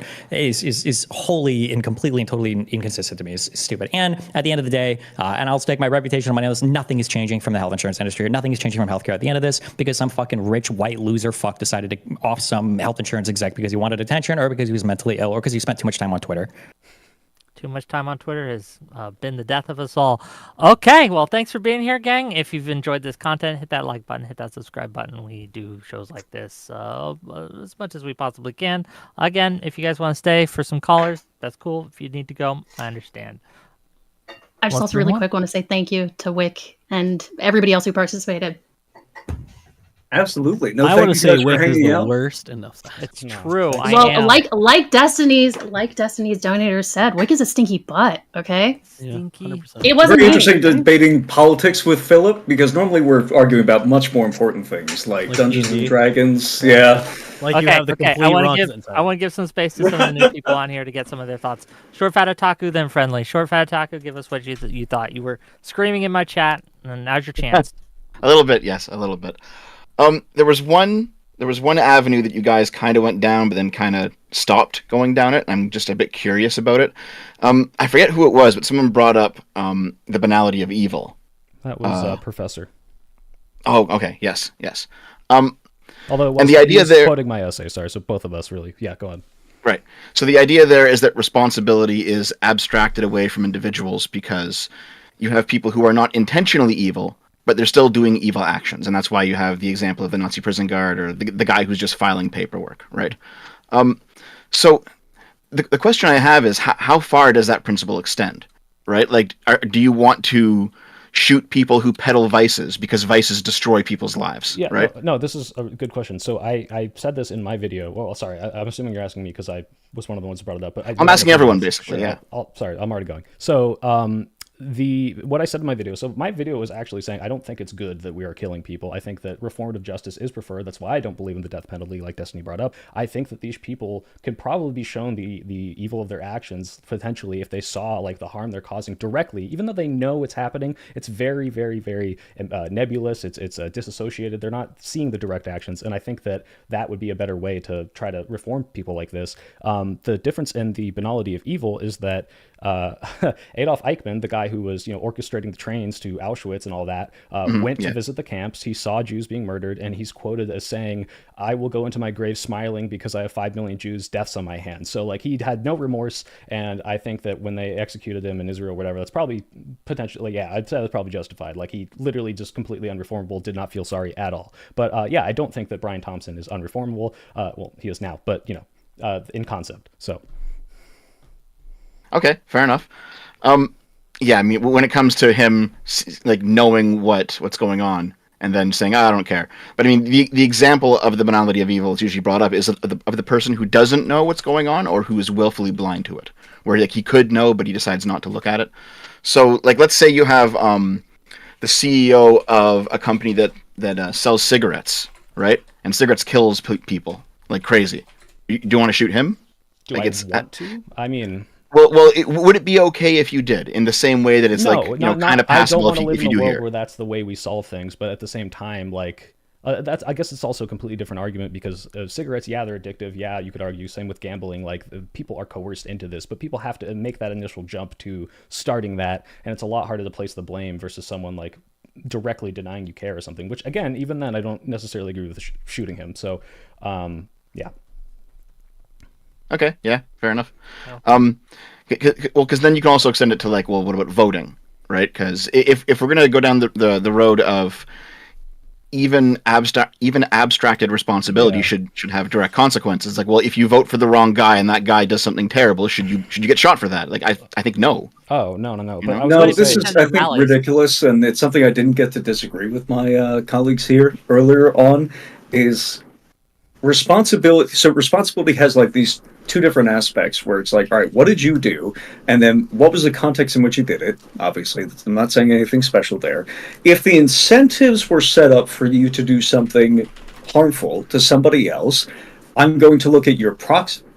I'm going to look at your amount of agency. I'm going to try to put a price on your agency and how much authority you had over that situation and what you could have done theoretically to stop it and change the outcome in a meaningful way. And in cases like that, I am going to look further up the chain because as you go up the chain, generally speaking, that involves people, that's going to involve people who have more power on that chain. What's up? You're like, okay, I understand. The Wait, lowest I think real quick, just echoing what Ash said, this is, whether we know it or not, intuitively, this is what we all feel, and it's true to a large extent. When you think about evil and when you think about good, okay, when you think about morality, one of the big challenges to people that believe in determinism and why we have things like compatibilism is because to assign people or to ascribe malice or evil to some extent to somebody's actions, we have to first give them some level of agency. There's a reason why we don't say that a tree that falls on us acted evilly. It's because the tree couldn't have done anything differently, right? It's why a socialist will say there's no ethical consumption under capitalism, is because the idea might be that a person is so enslaved to the system that it's not like they could do anything regardless. So when you're going after people that are on these rungs of the ladder that are so far low, it's like hard to say like, well, would the expectation ordinarily be for a human to suicide themselves to fight against some system? And then also, like, shouldn't we have some trust that the system we're operating in resembles the laws of society such that if we operate within the bounds of those laws, we're ensured like some level of protection by the state? Like, even if they might be doing things that are somewhat questionable, because I mean, what are we as citizens of a state with some negative freedoms guaranteed to us, if not the freedom from, like, harm against our person, like, and we believe in this so strongly that even if we do decide that something is illegal, you can't make something illegal and then retroactively prosecute people for it. Let's say we decide tomorrow that veganism is the law of the land. You can't prosecute people who had broken a law that was just made illegal. That's how strongly we feel about this principle. So the idea that you might be acting fully within the bounds of society, and some people in society might reasonably disagree by the amount of harm you're causing, which is fair, they can have that disagreement, but part of the agreement of living in a society with a functioning judicial system is the idea that, like, even though some people disagree, we're going to all play by these rules. And vigilantism is basically a statement saying society has failed to such an egregious extent that I have to take the law into my own hands. And like, in a failed state, like, I can understand it, but I don't think we're anywhere near that point yet. Yeah, there's. I said earlier it's a referendum on, sorry, go ahead. Yeah, I want to hear what Eucharist says, and you can go. Yeah, I need to pop off. Thank you for having me, Whick. Yeah, But there was something I was going to bring up earlier. It didn't really become relevant. But there's a really great article at the Daily News, which is like a philosophy website. A philosopher wrote this article on this topic specifically, and he concedes most of the arguments that the pro-Luigi people are making. His three claims that he concedes are: UHC systematically defrauded its policyholders by refusing to cover contractually obligated medically necessary treatments. Failing to prevent harms resulting from refusing to cover medically necessary treatments is as or almost as wrong as causing those harms. And Brian Thompson, the CEO, specifically exacerbated those harms in his tenure as a CEO. He concedes all of those, and he still makes the moral case that even if you concede those, that you should not kill this guy because of exactly what Destiny was saying. He makes a sort of Lockean social contract kind of argument that, like, what we do in a state is we've ceded some of our rights to avenge ourselves to an institutional body that rectifies these disputes. If these things are true, he's committed crimes, or maybe he's civilly liable for things, and we should prosecute him through the ordinary channels. But the claim that he makes that I think is the most salient, or the most punchy, I guess, is that I personally do not trust armed Americans acting privately to determine which CEOs should be killed and which should be allowed to live, especially in a social environment where misinformation is rampant. It's not hard to imagine a future in which private citizens begin assassinating academics they view as a danger or harm to society. I think he makes a very powerful case throughout. Or podcasters or all sorts of different Right, exactly. Right. So I think he makes a very good case here. I'll share it in the group chat and in the general chat and stuff in Whick's channel, but I think it's a good article, and I think it goes to Destiny's point, and so, yeah, that's basically my position as well. Sure. Thanks for being here, buddy. Yep, thank you guys for having me. I appreciate it. Have a good night. Yep, I love you guys too. I gotta take out, so be careful. I love you. Bye. Bye. Yes, sir. Out. Yeah. Okay. So is there yeah, the soy pill, right? Like That's this me. idea of what we should tell people, right, who are suffering and who have things that they feel that they have no recourse. They have been wronged.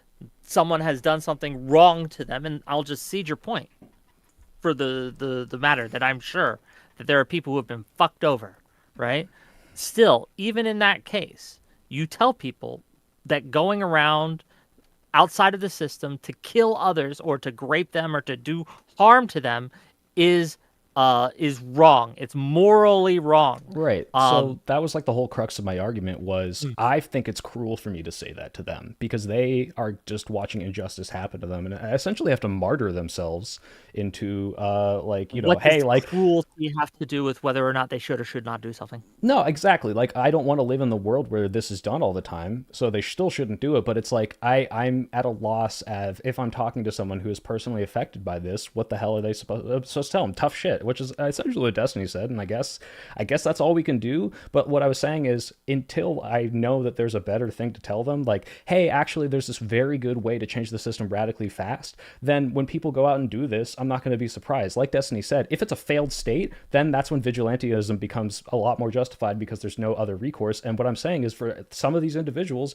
it is a failed state for them. They are getting denied care that is keeping them alive. So it's like, okay, like I'm getting killed by the policies of this company. What the fuck am I supposed to do? That's the whole point I was trying to make. It's not about whether or not I personally think it's okay or whether I don't think it's good that those people are in that situation. It's I simply think it should be vengeance. Well, Killing someone doesn't give them the healthcare they need. For Luigi, right? it just doesn't. Yeah, right. Because for Luigi's like vengeance, right? Killing him didn't solve his back problems. Killing him didn't get him his money back if he was denied a claim. It wasn't even his healthcare CEO. But if this does send a message for the people that are suffering, if this does somehow spark the conversation that healthcare needs to have, because we were not talking about it to this extent before, and it's only getting worse under a Trump admin, then maybe things will change. I'm not saying they will, and if they don't, I wouldn't be surprised, and that's further justification for not doing this. About it recently, but we have had whole election cycles dedicated to health. And what happened? We're still here, right? Like it's not where it needs to be. What happened? We had the Affordable Care Act. We've had a lot of different regulations and reforms that have arguably made things better. Made things a billion times worse. The Affordable Care Act was the most destructive policy, shooting my health insurance premiums up overnight and sending the IRS after me if I don't buy health insurance as a healthy young man. It's completely absurd. This is the thing. So that's where I come down on the pro Luigi side. Is like, I'm sorry that your state-appointed cartel got you killed. If you didn't want to accept that hazard, you shouldn't be in the risk industry. Okay. He's in the same boat as any kind of general, as any kind of tax collector, any agent of the IRS, any DEA think tax agent. Collectors should be killed? I never said that. I said he's in the same boat. Okay. Fair enough. Okay, gang. I would never say that. Oh, I do have another question. Are you signing off? One more question, and then I gotta go too. One more question. Then a lot of people. Okay. And yeah, I have like 10 minutes left or so. So I'm here. If you guys want to go down to debate thing or whatever after the stream ends, I'll be there. Give us your question. I lost it. Give me 30 seconds. Okay, we'll get. You have 25. We'll gang, don't you like this kind of show? Right? Do you enjoy this? Whick, kind I had of a great show? time. This is like awesome. Button, hit the subscribe while you're looking out. Let me read these super. Actually, $5 from Jav Tondez. I wonder if people who are defending this guy would be singing the same tune if a politician of their liking got the Luigi treatment for similar reasons. If a politician I liked was denying people care to the extent to which I believe it's happening, then I would also not be super sad about it. Rayval, let me lightning round these, and we can respond. Oh. Rayval for 10 Canadian. TPL covers damage to another vehicle for property from a claim, i.e., if you hit a fire hydrant with your car and it floods building, your TPL coverage provides money to the damage to the building. $20 more from Rayval. The communist arguing against Destiny doesn't know this industry, doesn't know how policies, claims, coverage, deductibles, or companies work, and couldn't even tell you who they have their own insurance through. $5 from Nanoan. I hope insurance companies raise insurance costs to pay for security and compensate the potential dangers of being a CEO. LMAO. $20 from Lawson Harrison. The overuse of healthcare has to stop, and if that means insurers mowing down dipshit claims, they have my blessing. $5 from Portland is Burning. If healthcare execs are a fair target for violence because they profit from human suffering, what about alcohol, tobacco execs, weapons manufacturers? $2 from Jav Tondez. Whick, read my previous super chat. Okay. And then $10 from Symposium Brain says, you let him talk over my last dono. Why would it be wrong for Melina to physically attack Destiny for sharing her sex tapes without her consent? She had no legal recourse. Why platform him? I don't know if you should read those ones, although I was the one who made a joke about it at the end, so... I mean, they pay me money to read them. If they wanted to say all sorts of bullshit, they could. I mean, it's silly, but go ahead. Sure. It's much more than 30 So- seconds.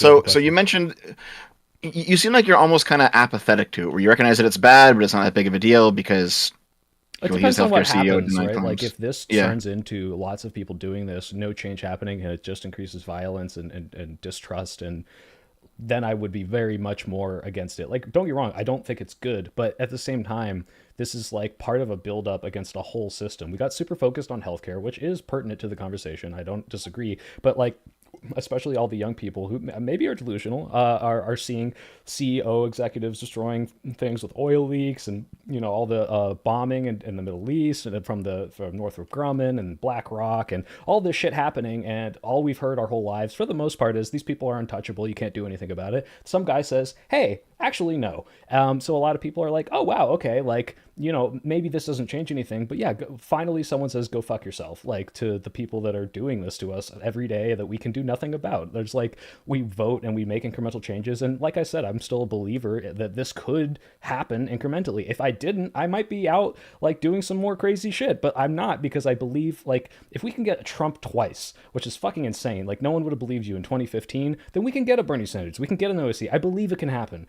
Please let it happen, because like this needs to change. I believe we can change it. But for the people that are today have nothing to do, how do I tell them, oh yeah, just wait. You're going to have to die. You're the front lines of this fight and there's nothing you can do about it. Like, it's so hard for me to say that because it's like, well, what the fuck? Like, I wouldn't want to hear that shit. If someone was stabbing my wife right now and they said, hey, I'm going to vote for someone that's going to make stabbing illegal in 5 years. Great. Like, what the fuck? Like, I want to go kill someone. So I get it, but I still don't condone it. Okay, I mean that's not quite where I was going with that, but that's fine. Sorry, I should have interrupted. My question basically is, since you do kind of have this attitude of, you know, you're a bit apathetic towards it, which, you know, that's fine, I guess. I'm just kind of curious, like if hypothetically it's your friend who's denied care, and your friend kills the CEO, and then your friend like comes over to your house and wants to hide out in your basement, and you know, because you have just the power of precognition here, that if he hid in your basement, he would get away with it. Would you let him hide in the basement? No, I don't think so. No? Like I said, I don't want to. Would you turn him in? Would you call the cops I would up? call the cops. I would turn them in, because it's one of those things. Like, you know, now it's my turn to fucking, you know, deep throat the boot. But like, I don't want to live in a world where that happens. I don't want to live in a world where that friend now feels justified in doing that to anyone. And I don't believe that killing Brian Thompson was the right thing to do. Maybe he was like a Adolf Eichmann and he didn't have any remorse for all the people's lives who he fucked over, if you believe he's even doing that. But I just don't think that's good. I don't think that's how we should do justice. I think that people are capable of change, and especially people who are so far removed from the direct consequences of the negative actions they do. I think they need to, like, you know, be shown the error of their ways and maybe use that power to like do good in the world. And I just don't think it's like, yeah, sure, I understand the sentiment behind trying to like do violence to these people. I just don't think we should. Like, I don't want to live in that world. And I think there's a lot of leftists who are very pro killing him right now that I believe in reformative justice, and it just it is kind of Like, it doesn't make sense. It seems Well, they like they're don't talking to actually dissonance. believe in performative justice. I guess not. I guess not. And I unironically do. So, like, yeah, call me a bootlicker if you want, but, like, I don't think we should go out and kill these people. I think it's hard to justify anything else. But, like, yeah, like I said, I tried to mention this debate. I don't know, maybe, like, pry their eyes open, put a bunch of Clockwork Orange monitors in front of them, and force them to watch a bunch of people, like, getting denied healthcare and dying. And then they're like, oh, shit, this is me? I'm doing this? Maybe they'll change. I don't know. But I'm not saying kidnap them, because that would be illegal. But, like, you know, something else can happen. There's a very extreme part of this that we're going to, which is murder, and I don't think that's the last recourse that should happen right now. I just think a lot of people feel that way, and I don't know how else to rectify their woes.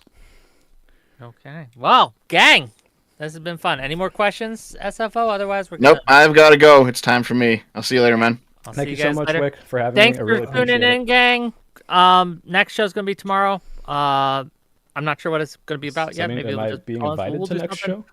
on Wednesday. On Wednesday, just let me get through this. On Wednesday, we're gonna talk about the HB1 visa debate, MAGA on MAGA violence.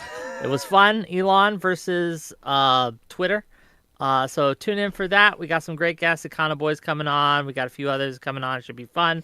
On Thursday, we're going to have a one-on-one debate. We're going to have it between Portland is Burning and Quibbles over coffee. That should be fun, too. Take care. Thank you Is all. the debate on coffee? No, the debate will be on whether it's homophobic for women not to date bisexual men. Ooh. All right, I gotta go. So, Bye, guys. Thank you so I'll much. see you guys I'll later. be